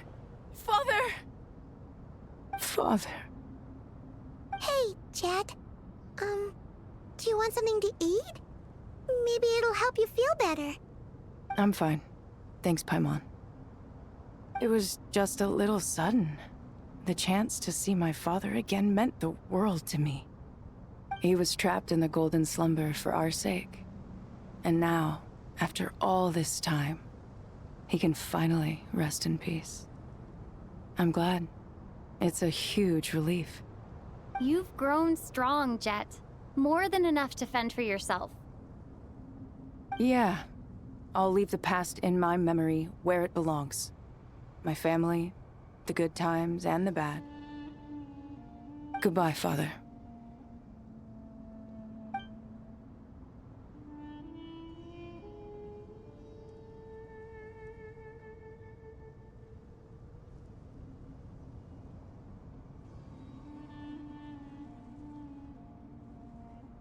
Ah, me, what a touching reunion that was.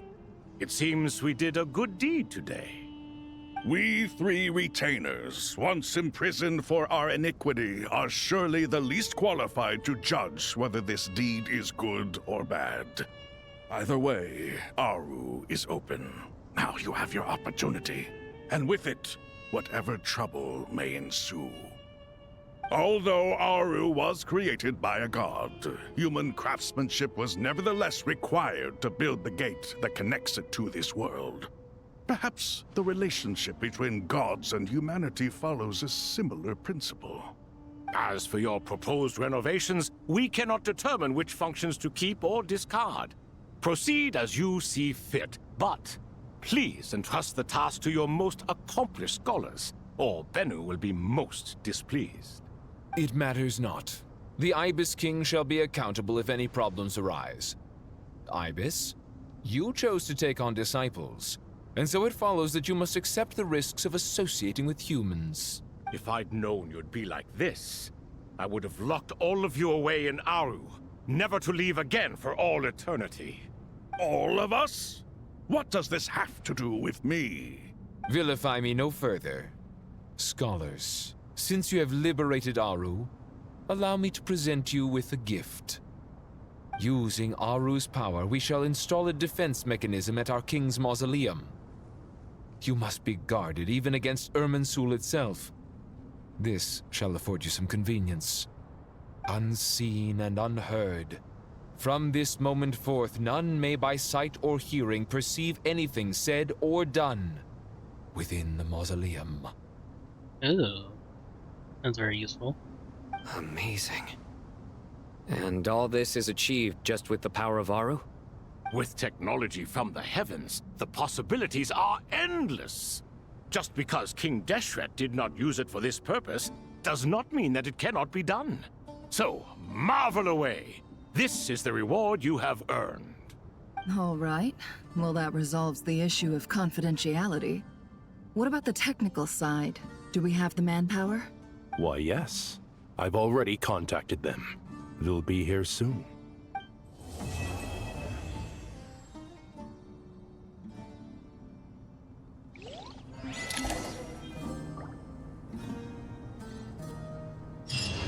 Oh, come on, I want to see them.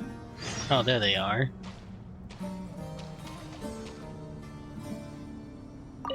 Ah, fresh air. A wondrous feeling.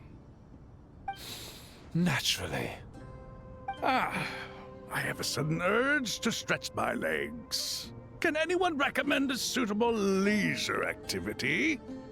I might have had some recommendations for you were this the past. But here and now, for someone who has just left prison, there could be no greater joy than simply being outside of it at last.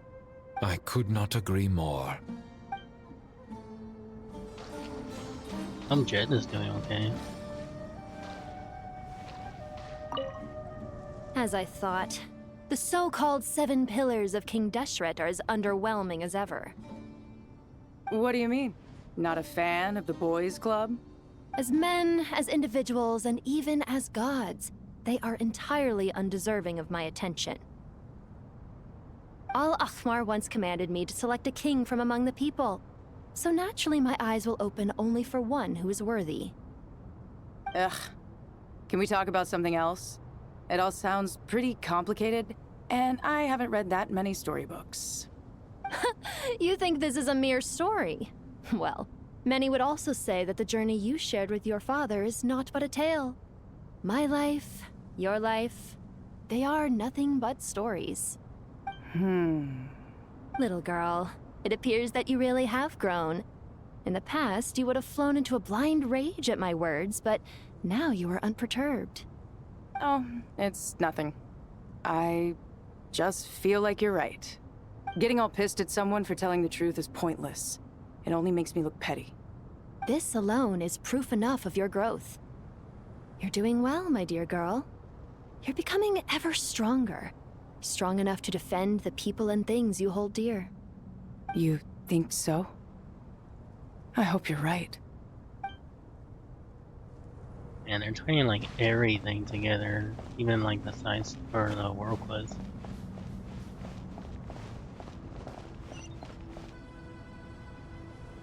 But I think I am gonna end it here, because I do want to witness the second part of this main story.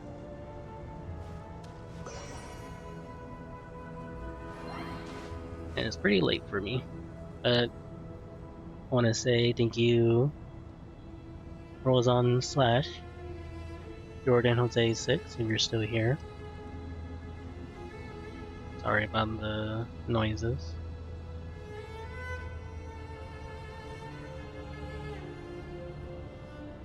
But since I'm here, and there's someone that's still surprisingly still alive right now.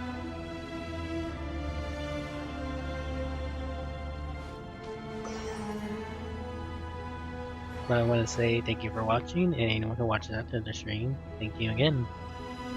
And until next time, I'll see you guys in my next stream. Goodbye!